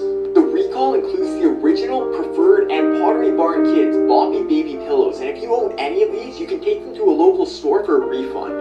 These are being recalled all the way back from 2004 to September of this year, so if you own any of these from any of those years, you might be at risk. So please, never put any babies or young children to sleep in any of these, and if you know anyone with young children, please send them this video so they don't miss this life-saving information. That's insane. Give you hope. This woman swept out to sea while at the beach was rescued after 37 hours of drifting over 50 miles in an inflatable swim ring. Overdoses have decreased for the first time in over 5 years. This stranger saved a 4-year-old from a flying puck at a hockey game. Every country has now banned the use of leaded gasoline in cars, with Algeria being the last one a couple years ago. Bruno was able to get a fresh start and a new life after 473 days in a shelter. A study of over 2 million people found that eating cheese is healthy for aging because of the lower stress that you experience in life. The amount of sugar consumed by kids in the United Kingdom halved in 1 year after a sugar tax was introduced. Scientists have developed a glowing dye that sticks to cancer cells, which helps scientists prevent cancer from coming back. This nearly extinct pupfish has hit a 25-year high with their population. There are less than 200 of them in one single cave in the Mojave Desert of Nevada. Here are 3 real ways to survive Ohio. The land of Ohio is a mysterious pocket dimension located within the continental United States that is widely regarded as being one of the most dangerous places known to man. With that being said, the easiest way to guarantee your survival of this state is to simply avoid visiting it altogether. This should be a relatively easy task since no one actually lives in Ohio. Remember, if you think you have family or friends to visit there, that's just the demons whispering in your ear, and those thoughts should be ignored entirely. Secondly, if you do somehow wind up in this desolate place, remember to ignore the locals at all costs. Their lonely state might inspire you to take pity on them and engage them in conversation, but be warned, if you speak to them, you will become as they are. Finally, above all else, you'll need to try and keep moving at all times in one direction. Time and space work differently in the state of Ohio, and it may feel like you've been walking in circles for hours or even days. But remember, every step that you take is a step closer to freedom. Leave a comment if you're enjoying this series, and if you know anyone from Ohio, tag them. It might help them escape. Any of you guys know anybody from Ohio? I only know LeBron James, man. That's I do comes from Ohio, but I guess this TikTok, bro, wants us to avoid it, man. And because they be Ohio, Skippity, Riz, Gyat, whatever, man. I think it originated there, bro. Oh, man, those TikToks, bro. Probably crazy, man, in Ohio, bro. Imagine walking down and see somebody yelling "Gyat Skibbity," bro. Oh man.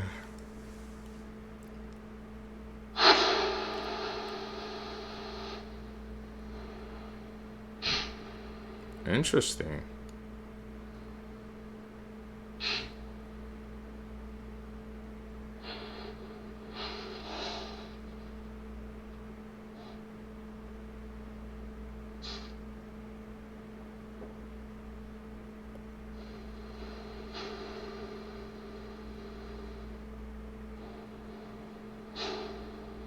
Where's it at?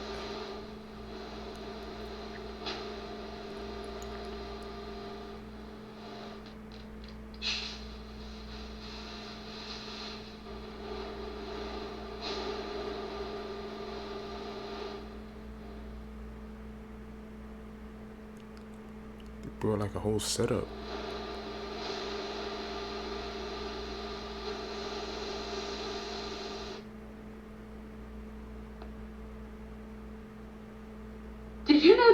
Clown played the Grinch in a horror movie. Yes, there is a horror slasher version of The Grinch, and it's called The Mean One. The story follows Cindy Lou Who after the Grinch kills her parents, and she grows up and she decides that she's going to make it her life's mission to kidnap the Grinch and to kill him for what he did to her. And Art the Clown himself, David Howard Thornton, plays the horror version of the Grinch, the mean one, and he brings so much personality to the character even through all of the paint and prosthetics. Like, look at these cool shot comparisons. This is the original Grinch, and here we have the horror version of the Grinch.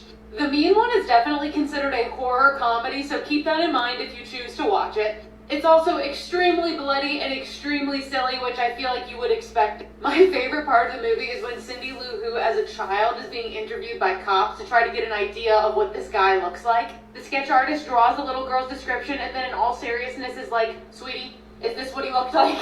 It's really funny that David Howard Thornton has gotten to play a horror version of Santa as Art the Clown, and he's also gotten to be a horror version of the Grinch. Pretty cool. Why you should always respect Mother Nature.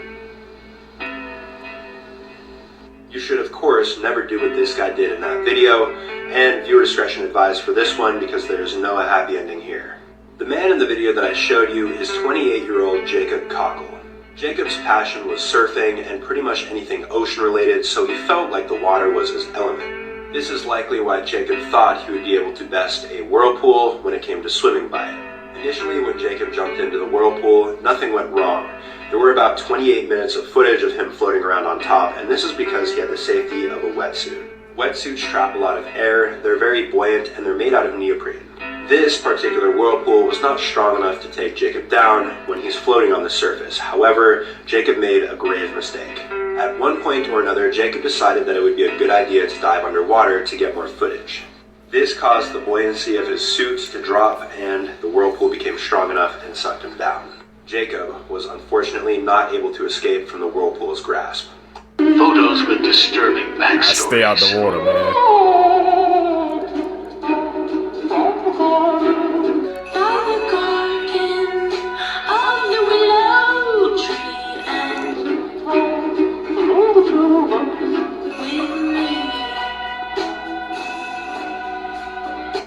Photos tell a story every single time, man. That's why I always pay attention to them, bro. That's the edit. She do that. We get expert level now, bro. These are 8 horrifying facts that will probably keep you up at night. Sometimes you laugh, talk, and cry in sleep. It's often a spirit sitting beside you in bed. You are more likely to be bitten by someone in New York than to be bitten by a shark. A human head remains conscious for 20 seconds after being decapitated. If you search up this number on Google, you'll find people with their heads in fridges. Gelatin is made out of bones. That's right. The melted marshmallow in your hot chocolate is melted animal bone. It's good stuff. You have no way of really knowing if everyone experiences reality and consciousness the same way you do. If a panda finds a fresh carcass, they'll eat it. And last but not least, your phone is likely spying on you right now as you're watching this. Yeah, there's a lot more. Like for part 8. Cover your camera on your phone, bro. You go to sleep.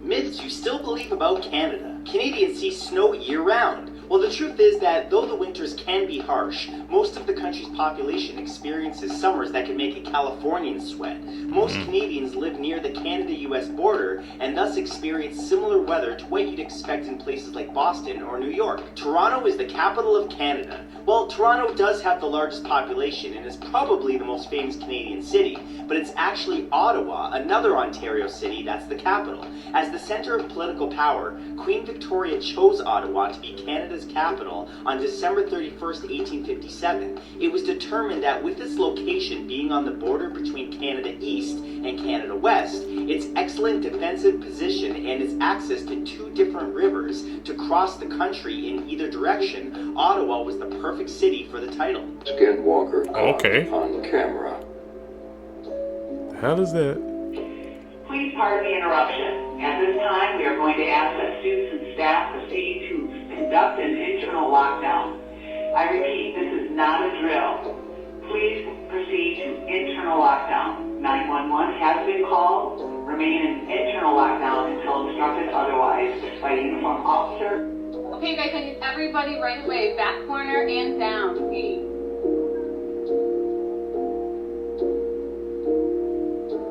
In Ohio too, what the hell?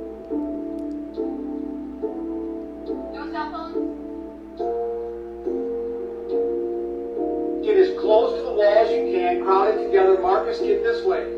Get this way. Get away from the window. Davis, hurry up. Get away from the window. Press up to these desks. Hurry up. Guys, grab these desks.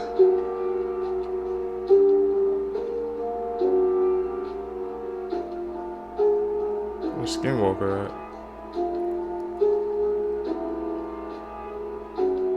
Feminine things that were originally made for men.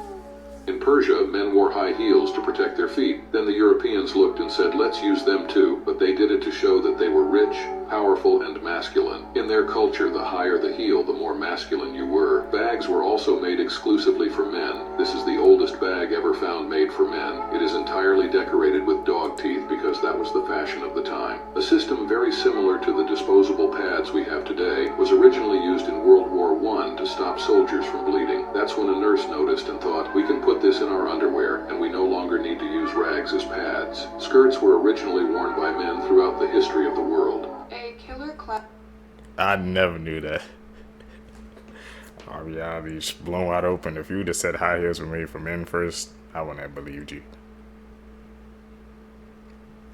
We learning today. Clown was just released from prison in Florida. This case dates back to May 26, 1990, when 40-year-old Marlene Warren opened her front door. In front of her was a clown holding balloons and a basket of flowers. Marlene stated, "How nice," before the clown fatally shot her in the mouth, then calmly walked away. Authorities suspected 26-year-old Sheila Keene for years, who was having an affair with the victim's husband, Michael. But unfortunately, there wasn't enough evidence to convict her. 12 years later, Michael and Sheila wed in Las Vegas, moved to Tennessee, and started running this burger joint called the Purple Cow. They lived happily as if nothing happened, and Sheila even had the audacity to dress up as a clown one year. But in 2014, Florida authorities received a grant that allowed them to reopen the case. Advances in DNA technology allowed them to test a brown hair at the crime scene. It belonged to Sheila Keene, who was finally arrested in 2017 and pleaded not guilty. But after 7 years in jail, prosecutors gave her a deal in April of 2023. In exchange for pleading guilty to second-degree murder, she received a 12-year sentence. A Florida law allowed credit for good behavior, and that is why she was released on November 2nd of this year.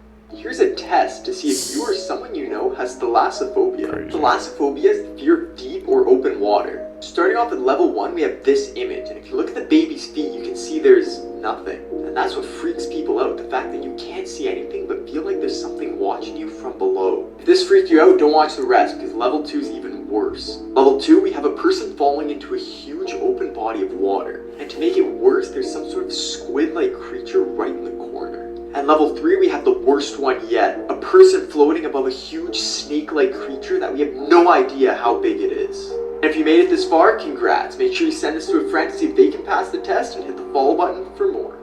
Maps will change the way you see the world. This map shows if your county has a McDonald's or not. If you're in a red county on this map, then you do not have a McDonald's, and there are 793 counties without them. This map shows the average weekly grocery bill across each state in the United States. Wisconsin has the lowest because Midwest states have the most farming around them. Hawaii and Alaska are the highest because of their isolation from the mainland food production. This map shows how fertility rates have decreased across the entire United States over the last 20 years. Louisiana had a tiny 0.3% decrease, while Utah had an over 30% decrease in fertility. This map shows the most common transportation methods in the United States to get to work. Most people in the United States are in a green county where it is driving alone. Orange counties are where people walk the most, yellow counties are where people take taxis or motorcycles more, and the red counties are public transportation counties, which is just San Francisco and New York City. How y'all get to work, bro? Walk, driving, public transportation. I walk, bro. I'm a walker. Everybody's talking about this new horror movie. It's awesome. Let's watch.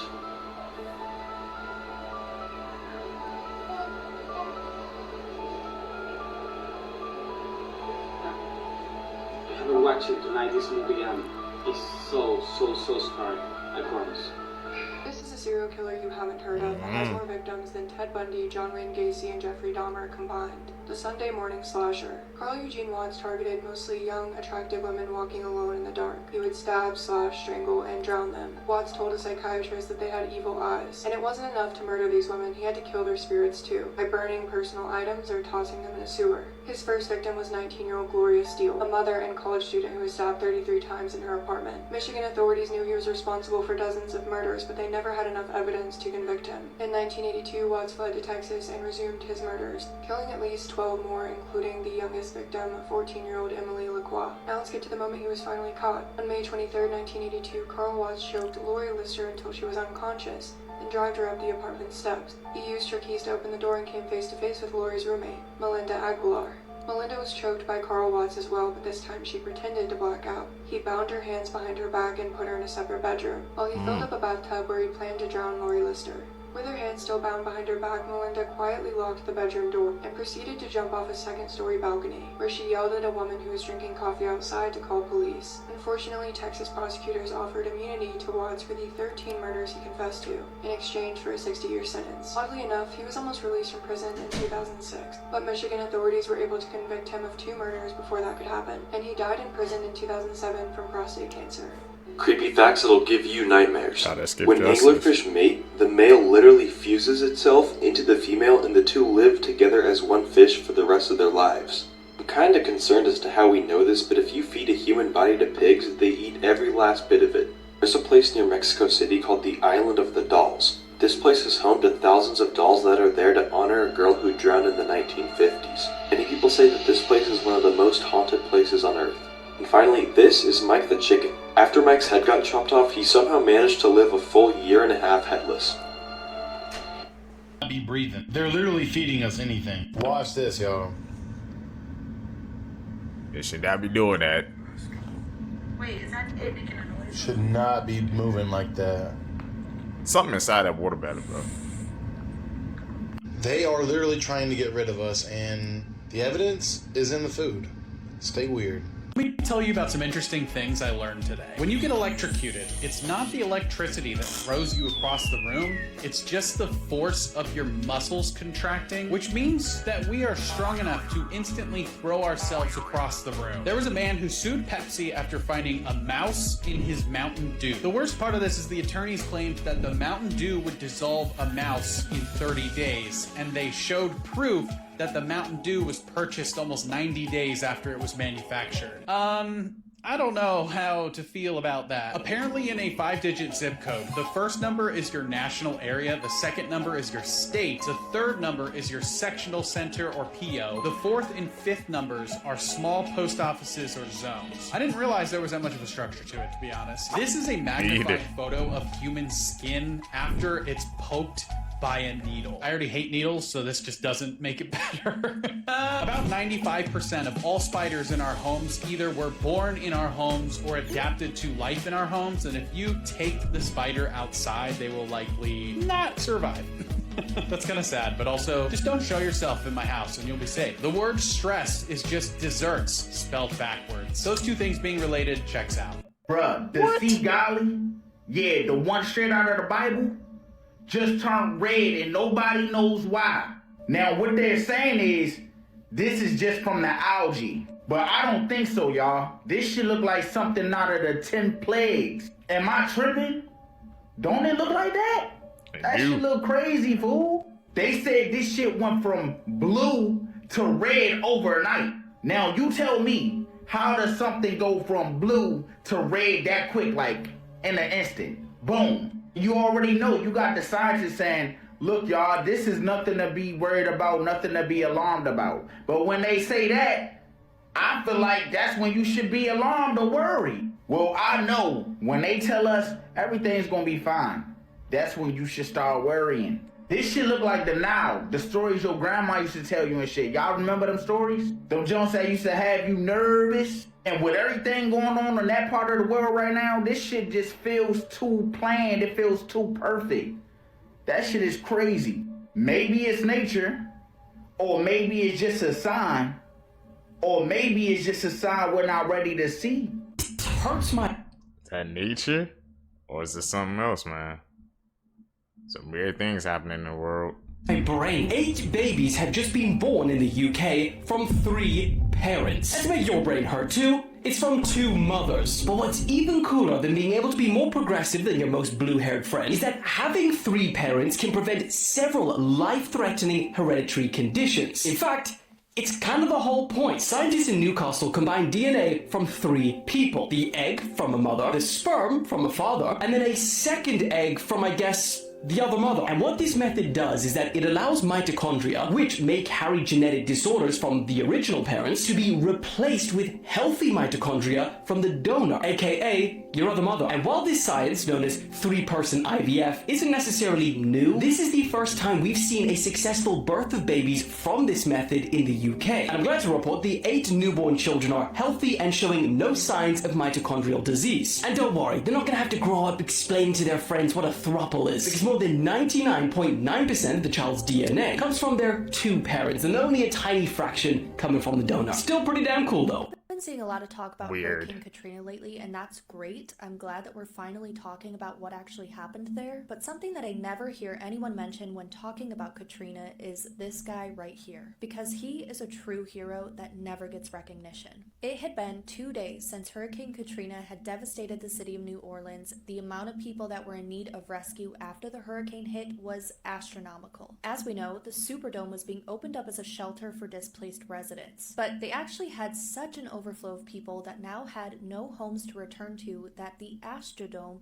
all the way in Houston, Texas, began opening its doors to house people. As you may have already heard in documentaries about Katrina, helicopters and boats, all of the recovery efforts in the first few days of flooding were going right on past the predominantly black neighborhoods in New Orleans. People were stuck sleeping on their roofs and in their attics with no food, no water, no electricity, with their children in tow and all. And most of them had no option. They relied on public transportation and didn't have a vehicle to leave even if they wanted to evacuate. So this man, 20-year-old Jabbar Gibson, began to formulate a plan to get out. He had been stuck inside of his complex for 2 days with no food or water and began to hear reports that neighboring areas were being swallowed whole by floodwaters. He went searching for a way out and came across a barn with a bunch of abandoned school buses inside. Now, Jabbar didn't even have his license to drive, but he knew what he needed to do. So he drove the Orleans Parish school bus back to his complex and loaded up as many people as possible onto it. What's crazy is that even though he was doing the right thing, police still showed up, made everyone get off the bus, and told Jabbar to hand over the keys. Thankfully, Jabbar's mother was able to convince officers that now is not the right time. Don't you guys have better things to be doing? And from there, Jabbar transported 70 people, 13 hours to the Houston Astrodome, and his bus was the first to arrive. He was giving a lecture to his class when this happens. A college professor from Argentina was preparing to give his new class a lecture. But while he was recording a video, he noticed something strange happening in the background. Hola, ¿cómo les va? Hoy vamos a hablar de niveles de conocimiento. Bien, hay 4 niveles de conocimiento. El primer nivel es la ignorancia, el segundo nivel es la estupidez, el tercer nivel es la inteligencia y el cuarto nivel es la sabiduría. ¿Qué se diferencia cada uno de estos 4 niveles? Vamos a charlar ahora para después cada uno de nosotros ver en qué nivel estamos. Turn back at him? El primer nivel es el nivel de la ignorancia. En este nivel, la persona no tiene los recursos necesarios para lidiar con el desafío que se le propone.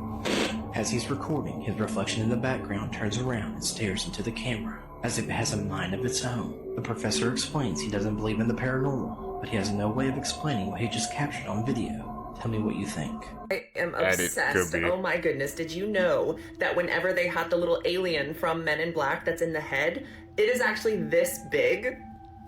Like, yeah, sure, that's kind of creepy and all, but like, I'm obsessed with Men in Black, one of my favorite movies of all time, and I never knew this. Like, they had a small version for like the far away shots and everything, but then they had the big version because, you know, they had to actually make the alien articulate, and it's an animatronic. There's a video at the end if you want to check that out. Here's what it looks like in the actual movie. You can see like the face is taken off and then little alien bro is in there, which by the way, that face is a mood. Like, bro is done with life. they named this little alien Chucky. Like, they named the animatronic Chucky, and it's just so freaking cute. I'm obsessed with aliens. I don't know why. I've just always been obsessed with them. I had a little doll named Blix that I carried around as a child, and that was like my alien baby doll. And like, they couldn't make the actual mouth lip sync the words when it was like small because it was like the size of a pencil. Like, so they had to have it big to actually make the alien, you know, look like it's actual moving its facial features. Watch this video and let me know what you're thinking. The first one is going to be the one that's small and you'll see the difference. And then the second one is the big one. This is so cool. I never knew that. The Men in Black, man. That's dedication to the craft, bro. Nowadays, you know, it would have just been CG. So that thunderstorm that just happened in Nebraska, there's no way you can convince me that this right here is not no galactical war.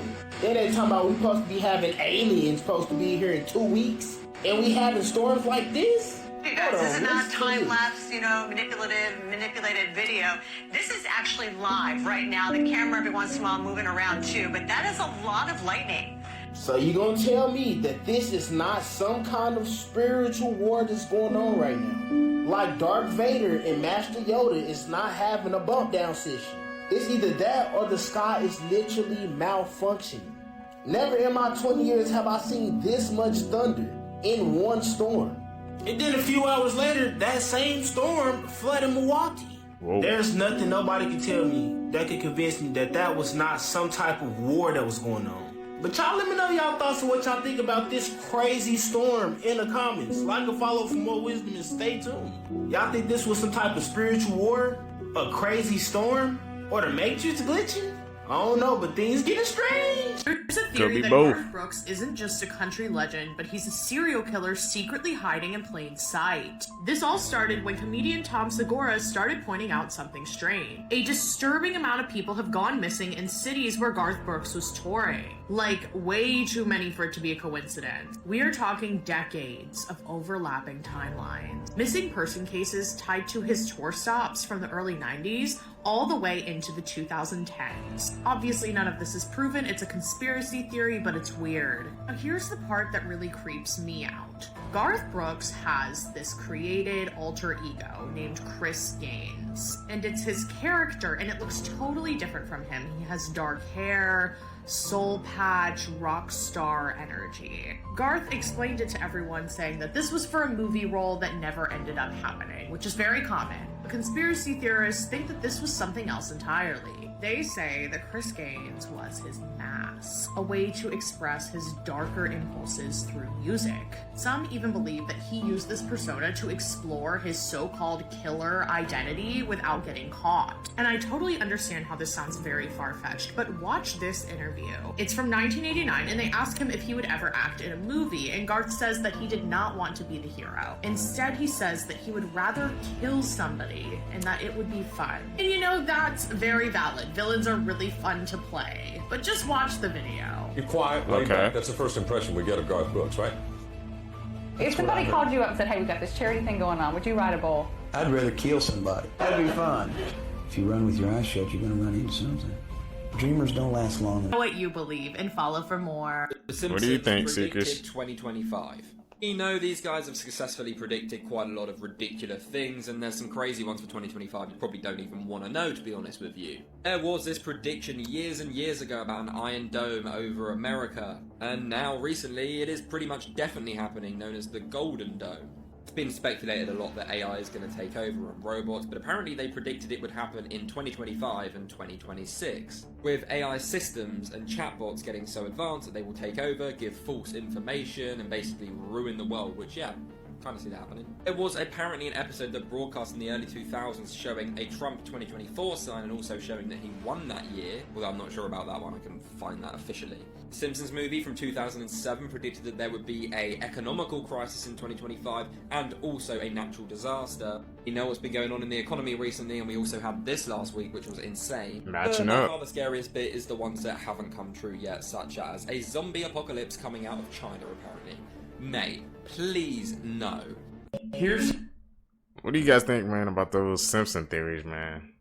Because, like I said, when it comes to the Simpsons, bro, they be calling it in some earlier episodes. I don't know how they can do that prediction like that, but they be on the money, so we always got to pay attention to that, man. Some of the creepiest videos on the internet, part 10. The popular American rapper XXXTentacion was murdered on June 18th, 2018, and his death broke the hearts of many. Many people visited his memorial to leave gifts, but some people captured much more. The YouTube channel The Fam recorded a video trying to communicate with this beloved rapper, but accidentally captured this.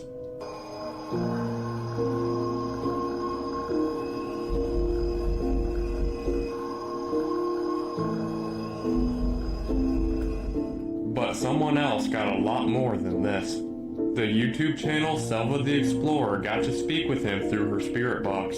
Here's some things he had to say. What is your favorite song that you ever recorded? What's the name of your favorite song? Are you in the Wi-Fi? Is there anything else you want to tell us?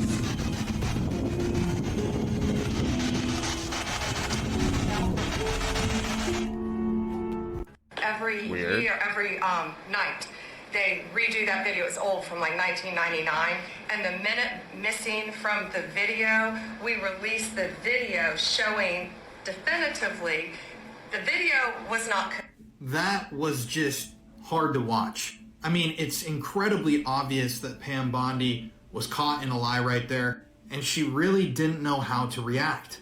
I mean, she even deflected to her buddy Trump, looked over at him, not knowing exactly what to say to respond to that reporter's question. And if you look at the comment section on social media platforms where that video was posted, there are tons of individuals who work with security cameras all the time commenting that what she said is just not true.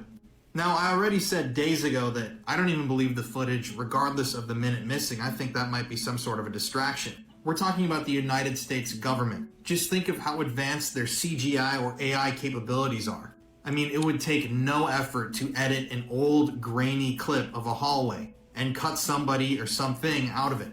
But I want you to think of it a little bit differently. Even if Epstein, that's something that I don't really see people talking about too often. And I can't believe that anybody thought that this clown would ever tell the truth while in office. It's about Nickelodeon. What? The main guy was kind of weird, and he did weird stuff, but a lot of people wouldn't notice. Yeah. So the green slime. Every award show, the winners would get poured slime on them. Yeah, when they that's like a big thing. This is not my theory. This is their theory. They made it the green screen green so they can make it change the color. Another color, and guess what color that would be on all your favorite kid artists. That's actually crazy. And the crazy thing is, I'm like, yo, this Loki might not even be a reach. All the backstory that I know about the Nickelodeon guy, he was very like... Come on! Give up the juice! What's she doing? Oh, yeah. Check this out! Yes! Yes! Yes! No, I don't want to see that thing again. Put it away! You do it way more gentle than my mom does it. That is so not tight, but it hurts! I heard you swallow. You're holding your banana backwards! Is it my turn to squat? Dan Schneider's true. Like, yo, they could have made it orange. Why isn't it orange? That's Nickelodeon's main color. Yeah, you're right, though. And it's green screen green. It's not no, like, regular Minecraft green. It's like, when they had the award shows, that's when they started making it. When they started. That's crazy. Damn. That's dirt, though. That's dirty, fam. That's like messed up in the head, fam. Super. Why do you think? Are they just sick like that? Yeah, probably. Oh, bruh. Bacon avocado. We know, man, that's like when he got exposed, bro, so... Man, when you were a kid, you just don't pick up on that. I didn't even think about that until now. And that's green. Yeah, you could change that color into anything, the edits. So I'm like, why was it that color? Why was it green?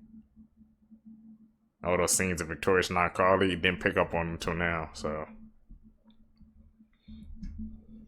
The government's been secretly building an underground city using $21 trillion of taxpayer money, built from 1998 until 2015, as revealed by former Bush official Catherine Austin Fitts, who admitted they've constructed a luxury city under the United States to shelter the elite and powerful in case of a mass extinction event. It's also being used for secret government projects and space technology programs. Parts of the city are even beneath the ocean and are complete with schools, hospitals, and jails, as well as state-of-the-art advanced transportation networks, likely powered by secret military energy systems like UAP technology. There are at least 170 of these underground facilities under U.S. soil, but she suspects there are many more around the world, funded by unsupported adjustments in the U.S. Army spending budget, which were secretly funneled into this project, which can actually be confirmed by a 2017 report by economist Mark Skidmore that found $21 trillion in unauthorized government spending. Kinda sounds like they know something that we don't, but On Sourdough is pretty good.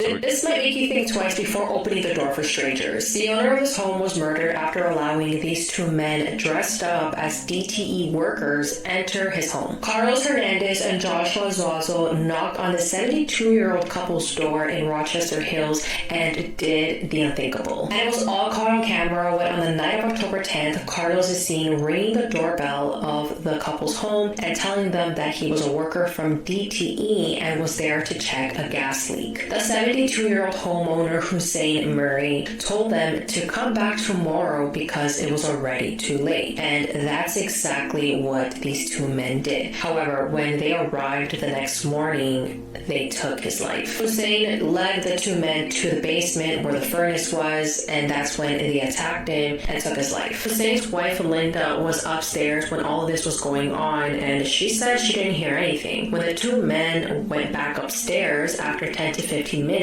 she asked them, "Where's my husband?" And that's when they beat her and tied her wrists and ankles together. Hussein and his wife had a pretty well-known jewelry store in the city, and it seems like these two men targeted them because of that. And it turns out that they didn't even steal anything, because when they asked Linda where the money and jewelry was, she told them that they didn't keep it in the house. The two men were eventually caught and were charged with Hussein Murray's murder.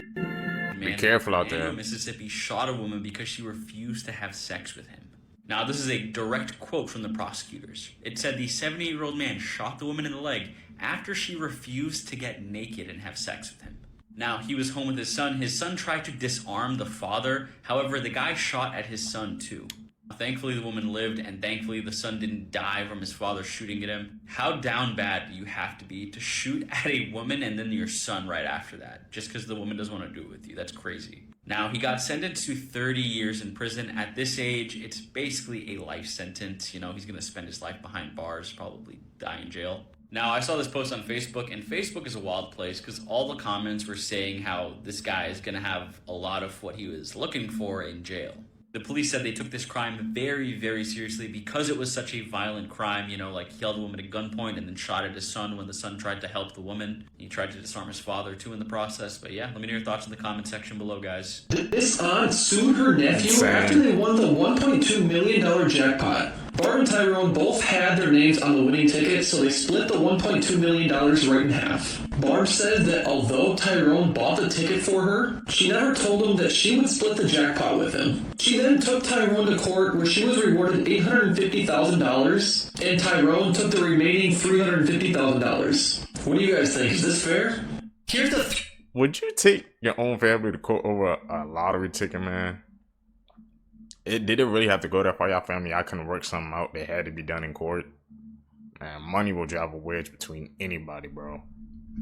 3 most illegal dog breeds, and trust me, you're gonna be shocked. The American Pit Bull Terrier is said to be one of the most masculine dogs, and they're known for always winning fights. They're now illegal to own in Canada, in Florida, and a bunch of other countries across the globe. The Japanese Tosa Inu is known to fight silently, meaning that when it's in combat, it doesn't even bark. It is now illegal to own in Denmark, Malta, and Norway. And finally, the Neapolitan Mastiff. This dog was actually used as a gladiator dog in the Roman Colosseum, and it's now illegal to own in the country of Singapore. Now let me know, would you want one of these dogs? Male T app just had a massive data breach. So this app called T on Her was a rival app to the T app that was meant for men to talk about women. Now, this app had you show your ID or selfie to show that you were indeed a male, and that was how you were accepted onto the app. Well, as it turns out, the Tea on Her app had the same exact security flaw as the original Tea app, and now everybody's data on there has been leaked. At the time of this breach, the Tea on Her app had over 50,000 users, so if you happen to be one of those, then your data was breached. I want to ask the question,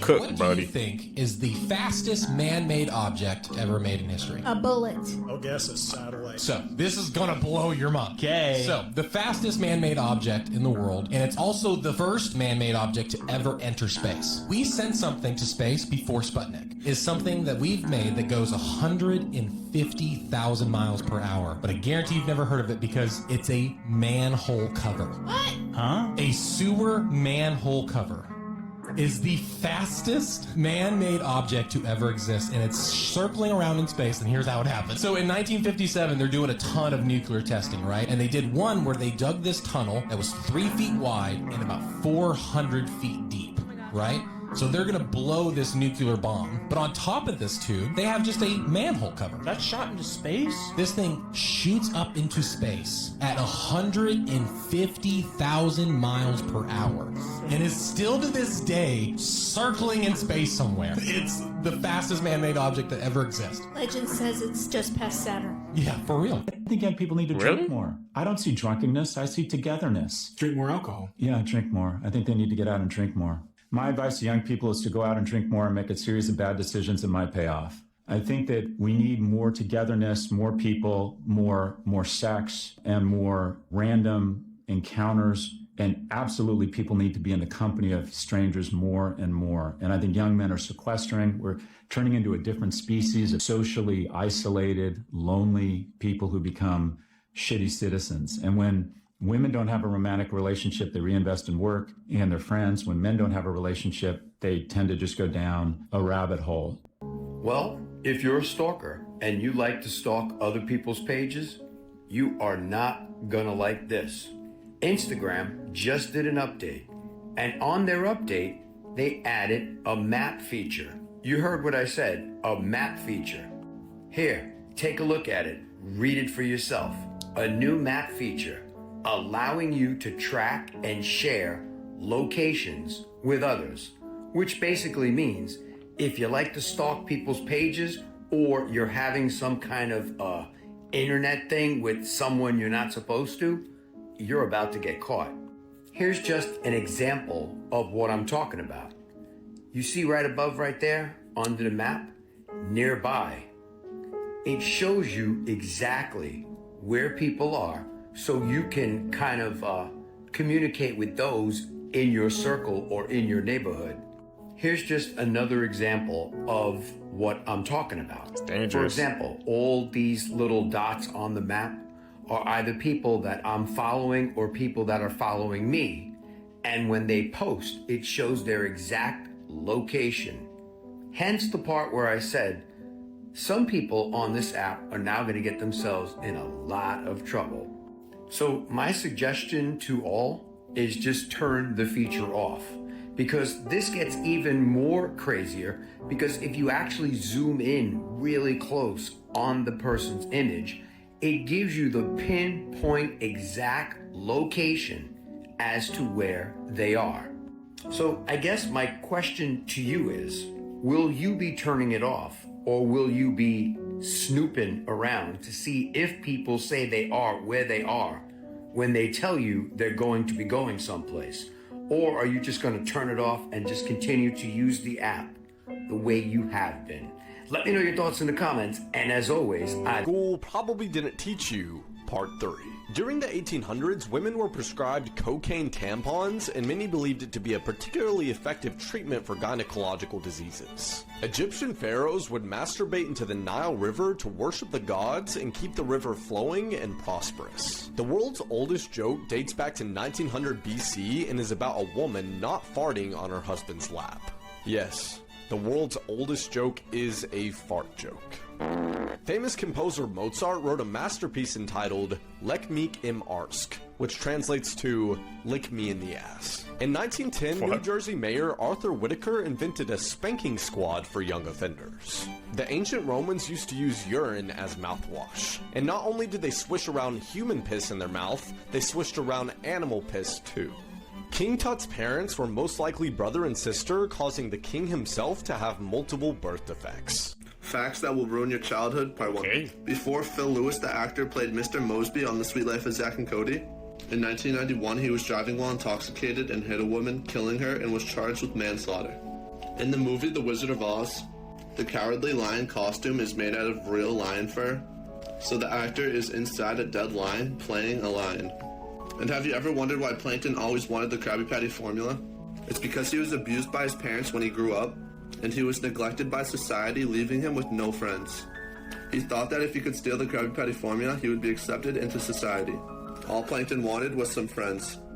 Here are the crazy things happening in the world right now. A man had a full-on argument with his AI girlfriend about using too many limes on the meat he was making. I will add the lime to my finished tacos. Well, fine. You do it however you want. Canada has banned access to Netflix, Prime Video, Disney Plus on all federal networks after they discovered that more than 50 different government departments were watching thousands of hours of content during work hours. A man from Kansas went on the road with a backwards driving truck and was pulled over in less than 2 minutes. If you are anyone other than my wife, you can continue watching. A new study is showing that the woman in a heterosexual relationship is almost always right in an argument.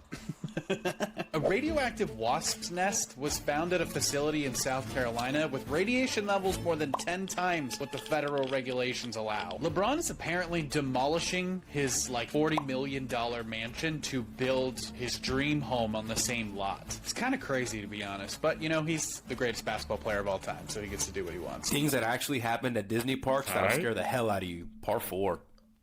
This one is super creepy. But the spirit of a man haunts Disneyland's Space Mountain, and sometimes people see him fall off the ride. Maria Westgate, a former cast member that worked at Disney, said, and I quote, "Mr. Wedway died while helping build the ride and never got to see it finished. Sometimes he'll ride next to you. When I worked at Disney, we'd have guests screaming that there was a guy next to them on the ride who was there but fell out." Now that is super creepy. This one's super scary and sad. In 1991, a girl tried to scare her cousin on Disney World's Haunted Mansion, but fell out and got dragged under a car. That's right, Kelly Ferguson was 15 years old when she boldly tried to jump from one car to another, but failed to nail her landing. Instead, she got caught under one of the doom buggies and was in critical condition, but did survive. Pretty cool! Wow. Man, those Disney facts, bro. Makes you want to stay away from Disney World, man. Some weird crap be going down at that park. This video was sponsored by National Geographic. Stay with me now. Hot take: Jaws is the greatest movie that never should have touched the screen. First of all, they were only supposed to shoot for 55 days. It took 159. They made not one, not two, but 3 animatronic sharks at $150,000 a pop, just for 4 minutes of shark screen time. The sharks malfunctioned so much you had the crew calling them flaws. The movie caused legitimate anxiety attacks. For the director, this filming was such a septic show that 27-year-old Spielberg thought the only real-life victim of Jaws would be his career in Hollywood. Except the project grossed $260 million domestically, becoming Hollywood's first summer blockbuster and changing the landscape of the film era. It also inspired a greater interest in sharks and eventually led to global conservation efforts. Even the OG author Peter Benchley would dedicate the rest of his life to marine conservation. And what better time to honor that than Jaws' 50th anniversary, where you can get even more behind-the-scenes insight by watching Jaws at 50, part of National Geographic's Shark Fest. If that's something you want to sink your teeth into, it's streaming right now on Disney Plus and Hulu, but you're gonna need a bigger screen. Not really. The more you know. Story time on how I found out there was a hidden camera in my room. For years, this teen's father secretly watched her through a hidden camera in her bedroom. Rebecca was 16 years old when she was woken up by her stepmother at 3 a.m., freaking out because she went through her father's phone and found a camera app which was installed in Rebecca's room. This camera was pointed directly at Rebecca's bed, hidden behind the wall, poking through a tiny gap. Mind you, at first the stepmom was furious. Not only did she find out about this hidden camera, but her husband was subscribed to several OF accounts and doing other questionable things on his phone. The next next morning, Rebecca confronts her father and he gets super defensive and said that he installed the camera because she was sneaking out with her boyfriend. Rebecca does admit that her and her boyfriend were sexually active and her father knew. Her father proceeds to tell Rebecca to just bring her boyfriend over and approves that they can be alone in her room with the door closed, and he even installed a lock on her door so they had more privacy. So you mean to tell me this entire time this man was watching his teenage daughter and her boyfriend doing God knows what? Also, his initial excuse was completely contradicting because Rebecca's bedroom window had bars on them, so there was no way she could have been sneaking out from her room anyway. She eventually told her mom, who lived in a different state, and they reported this to the police, but nothing was done and the case was closed. Keep in mind, this man was recording his own daughter in her room. Imagine what else he had on that phone. And what's crazy is that the stepmother turned against Rebecca and completely changed the story and said that she actually knew about the camera and it was put there for security purposes, which is BS because she's in the video looking for the camera with Rebecca at 3 a.m. Since finding this out, Rebecca cut ties with her father and nothing was ever done. Urban legend. That is insane, bro. Her father hid that camera in there, looking at God knows what. The fact that the stepmom turned against her too, and he got away with it. Legends from around the world. The legend of Highway Sheila, located on Higginson Highway near Chatsworth, South Africa. Here's the story. There's a lot of different versions on how she came to be, but this is my favorite. Sheila was a young girl killed in a terrible accident on the highway. Due to her untimely death, she took to haunting to get revenge on the motorist who killed her. Described as a beautiful young Indian girl with long hair, she is said to hitchhike along the highway, captivating young men with her beauty. There's been numerous accidents and deaths on the highway. They actually nicknamed it Death's Highway. Due to the alarming number of accidents on the highway, the residents of Chatsworth actually think Highway Sheila is to blame. There's even a 2014 movie about it. Which country is next? Do not watch this video if you're eating. This man was found with buckets of human remains in his basement. One prosecutor called this case one of the most bizarre investigations he's ever had in 33 years. Police in East Pennsboro Township were stunned when they got a call advising them that there was a man hoarding human remains. The caller stated that the individual had been keeping buckets of human skin and organs in his basement. The officers turned up to the house of Jeremy Pawley in June 2022 and confronted him. They were obviously incredibly concerned over what they might discover. As they knocked at his door, he told police that he was a collector. Police found 15 to 20 human skulls and skeletons that were being stored in the man's basement. He said he had legally purchased these items and he had a website which stated, "Remember you must die." The website also claimed that Jeremy's basement is some sort of museum and there's a picture on there showing human fetuses in jars. This is absolutely horrific. Police recovered 3 5-gallon buckets filled with body parts, including human skin, fat, a heart, kidney, 2 brains, 2 human livers, lungs, and a child's mandible with teeth. He was arrested and charged by police with abuse of a corpse, receiving stolen property, and dealing in proceeds of unlawful activities. He was given 2 years of supervised probation, and he's also awaiting sentencing after pleading guilty to buying and selling stolen human remains. This teacher slept with an 11-year-old and then gave him a Friends with Benefits bracelet. 42-year-old Allison Kranick, who worked at a school in Connecticut, has been accused of having a sexual relationship with an 11-year-old boy. The boy said that Allison forced him to sleep with her multiple times, and many of those times were in her car. They first communicated through iMessage and Snapchat, but then changed it up and moved the conversation to Discord when Allison found out that the child's parents monitored those apps on his phone. The boy also said that he snuck out of his house at least 14 times at 1 a.m. and 2 a.m. to meet Allison. She then made the boy a beaded bracelet with the acronym BFFLWB, which stood for Best Friends for Life with Benefits. And then Allison told the boy not to tell anyone she gave him the bracelet, and if someone asked, to tell them that it meant best friends forever for life or better. After 2 months of this going on, the boy ended the relationship and eventually told his family. And by the way, Allison is also married and has 2 young children of her own. She was charged and is being held on a $500,000 bond. She's disgusting, man. I don't know. What if I told you that all of the world's most powerful people are in some kind of cult. Now, I know you're thinking, whoa, whoa, whoa, hold up, Jamal, what are you going on about? But just hear me out, this is mental. Right, so to start off with, we all know who the Illuminati are. No one knows if they're real or fake or what really is going on. But of course, the most common theory is that these people are higher than the government and are actually controlling the world almost. Now, here's where things get crazy. This place right here is known as Bohemian Grove. Now, the general public are not allowed into this place. It is always cordoned off, but even if you did get in there, you're not going to see anything. Because what happens there only happens once a year. Now, once a year, all of the world's most powerful people, including leaders, all go and meet at this place for some kind of undercover meeting. No one knows the topics, nobody knows what goes on here. The evidence we do have suggests it's something very odd. There is a large statue in the middle, almost like a cult symbol, and in the evening it appears there's some kind of ritual. No one knows what happens there once a year. The theory is, though, it's something to do with the Illuminati. Bohemian Grove. I've seen some video clips on that. Creepy historical photos that will haunt your nightmares, Part 3. Back in the day, plague doctor outfits used to have extremely large noses, which held herbs and other nicely scented items which were believed to ward off the bad air which contained the sickness. The man who took this photo was Harvey Glatman, a serial killer in the 50s who posed as a professional photographer in order to lure models into his home. He then tied up, photographed, and strangled them, and was known as the Glamour Girl Slayer. Violet of Edinburgh was voted the scariest woman alive in 1882 and 1884. She was a part of a vampire group in the UK, where its members would summon the dead and have to donate their blood in order to get in. This is Mrs. Chalifo, who faced poverty and was evicted from her apartment in 1948. She then had to sell her 4 children on the streets of Chicago. That is wild. Y'all saw that sign?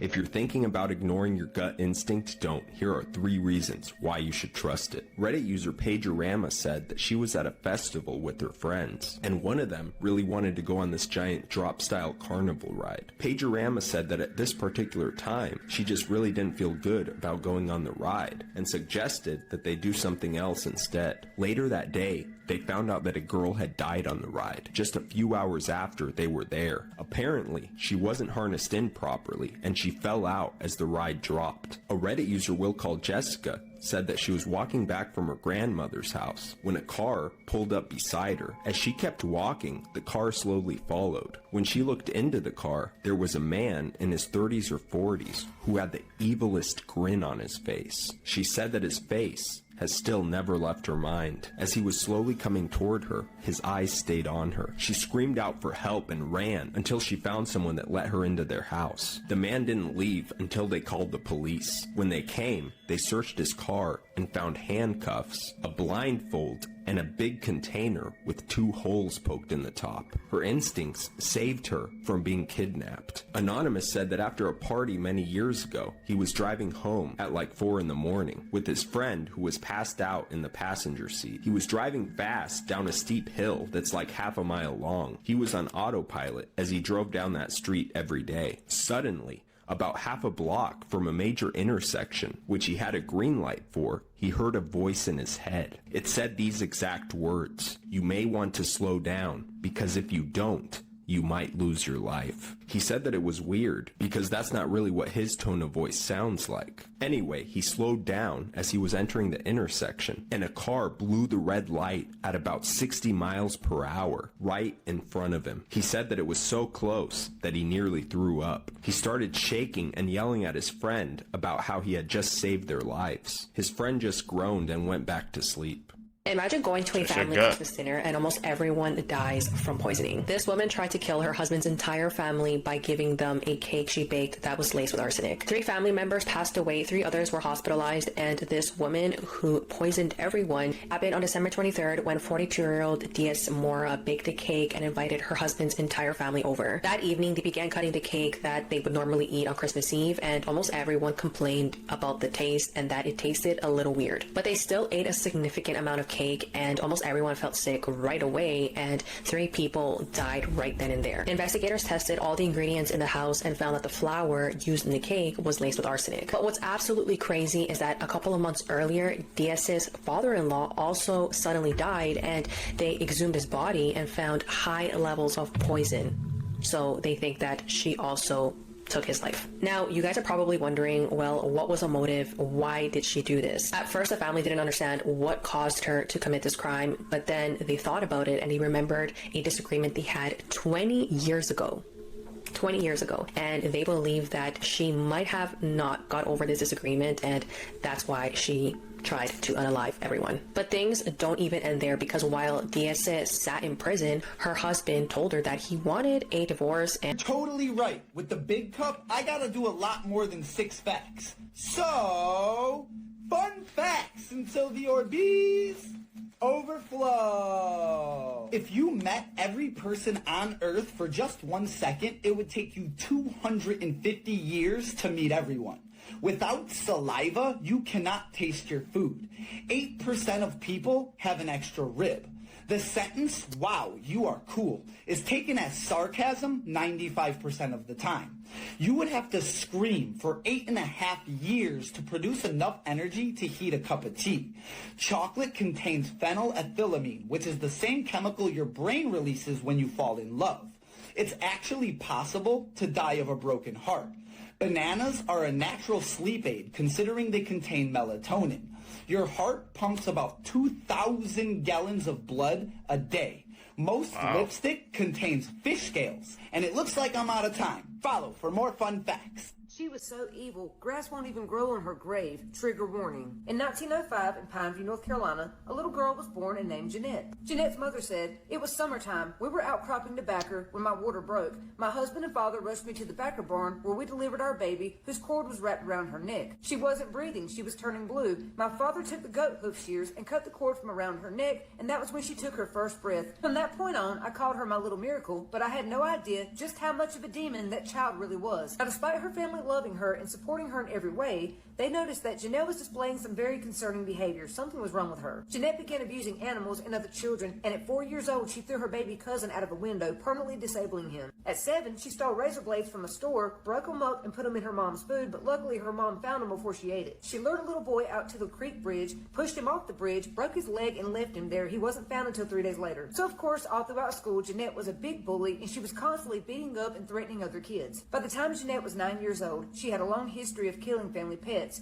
She killed 5 dogs, 6 cats, 4 goldfish, 17 rabbits, 7 hamsters, and 2 parrots. Why in the hell would her family keep giving her more pets? They were enabling a serial killer. Jeanette was 10. She lured 2 of her cousins and their dog out in the woods, and she all 3 of them. The 2 cousins did survive, but the dog didn't, and she stole his tail. They never found it. They were kicked out of church after Jeanette was caught stealing money from the collection plate and feeding it to the toddlers in Sunday school, and she was also caught choking 2 other children. She couldn't be left alone with anyone. Jeanette's mom said, "For whatever reason, I felt like I messed up with Jeanette, so when she was 10, me and my husband began trying for another child." Why would you bring another child around this demon? When Jeanette was 12, we had our son. Dark things Disney doesn't want you to know, part 4. Today, let's talk about the mysterious disappearance of Rebecca Corium. Rebecca Corium was a 24-year-old worker on the Disney Wonder cruise ship. On March 22, 2011, while working on the cruise ship, Rebecca disappeared without a trace.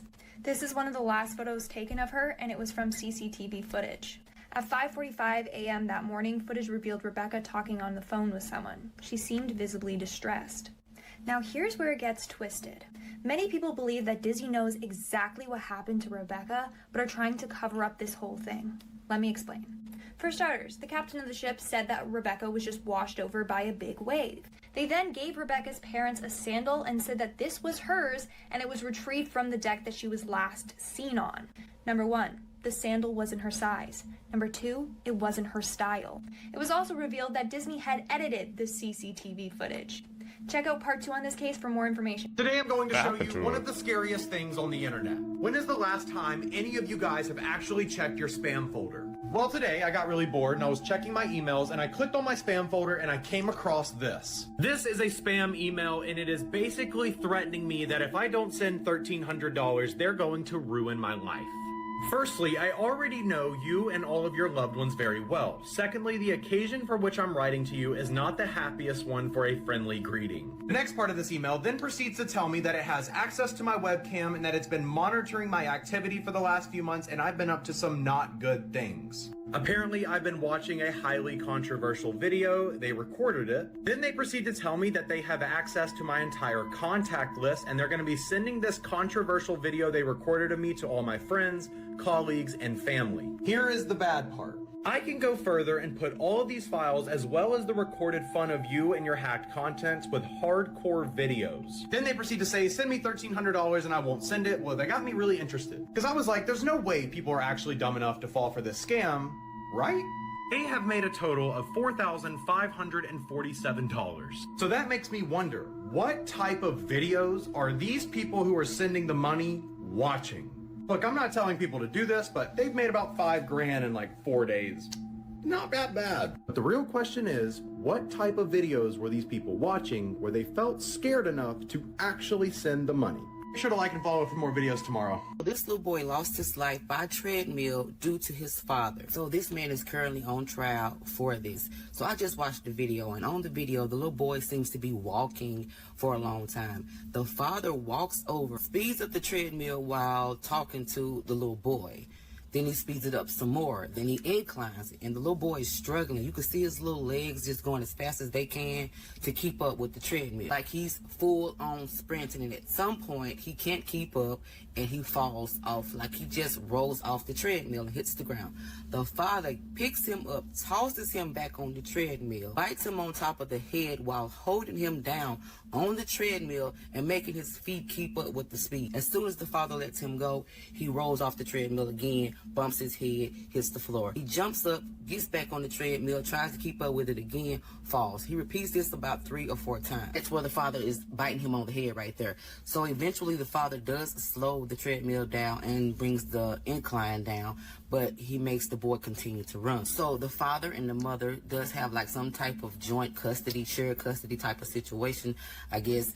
And the mother is the first one to report the injuries to Child Protection.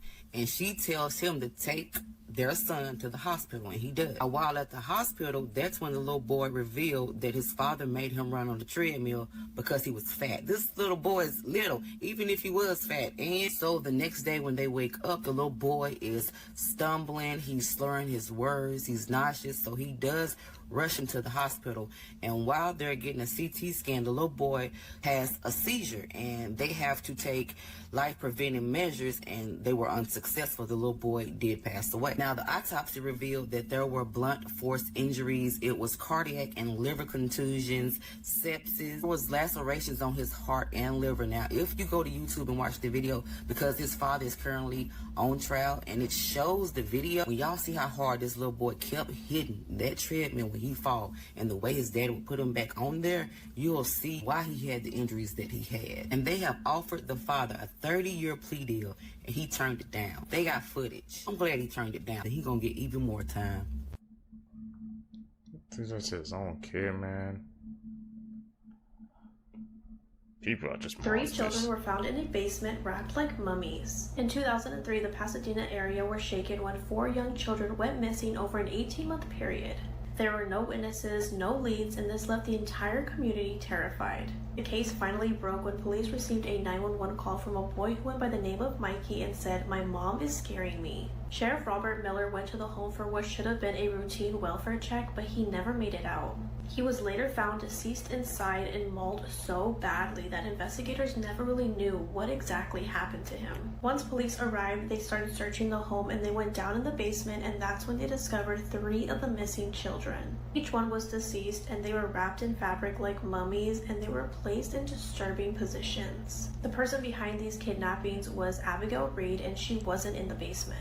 She was found upstairs in a hollow hallway. In the kitchen, investigators had discovered a handwritten note that they believed that Abigail had wrote. The note said, "The 4th one is different. He's drawn to the darkness. He'll survive because he's the one." The 4th child that she is talking about is that young boy who called 911, whose real name is Michael Morris.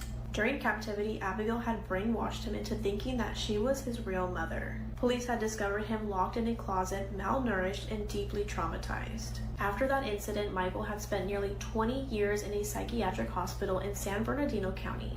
but in October of 2024, he was released. Around that same time, Abigail's younger sister Alice was promoting a book about her sister's life and crimes, and all of that publicity triggered Michael. On Halloween night, Michael had attacked Alice in her home, unalived her boyfriend before heading to the TV studio where she had just appeared. Once he was there, he opened fire and unalived 7 people before stabbing the host, Jennifer Novak. Jennifer fought back, turned the knife on him, and stabbed him in the face. Michael survived, was arrested, and is currently awaiting trial in 2026. To this day, Michael has never really explained what happened inside of that house, and in fact, he has never spoken a single word since that incident. But here's the twist, none of this is real. The missing children, the disturbing note, the boy who never spoke, even the Halloween massacre, it's all a part of a chilling plot for a brand new horror movie called Traumatica. This film blends horror with the realism of true crime to make you think that this was just ripped from the headlines. And that's what makes it so terrifying. The child is believed to have been abducted from his home.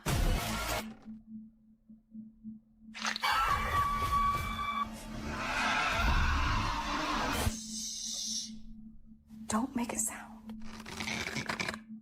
If I can hear you or see you, then the monster will come and get you. You look nervous. Traumatica hits theaters September 12th, so let me know if you're gonna go see it. They give me scary vibes, bro.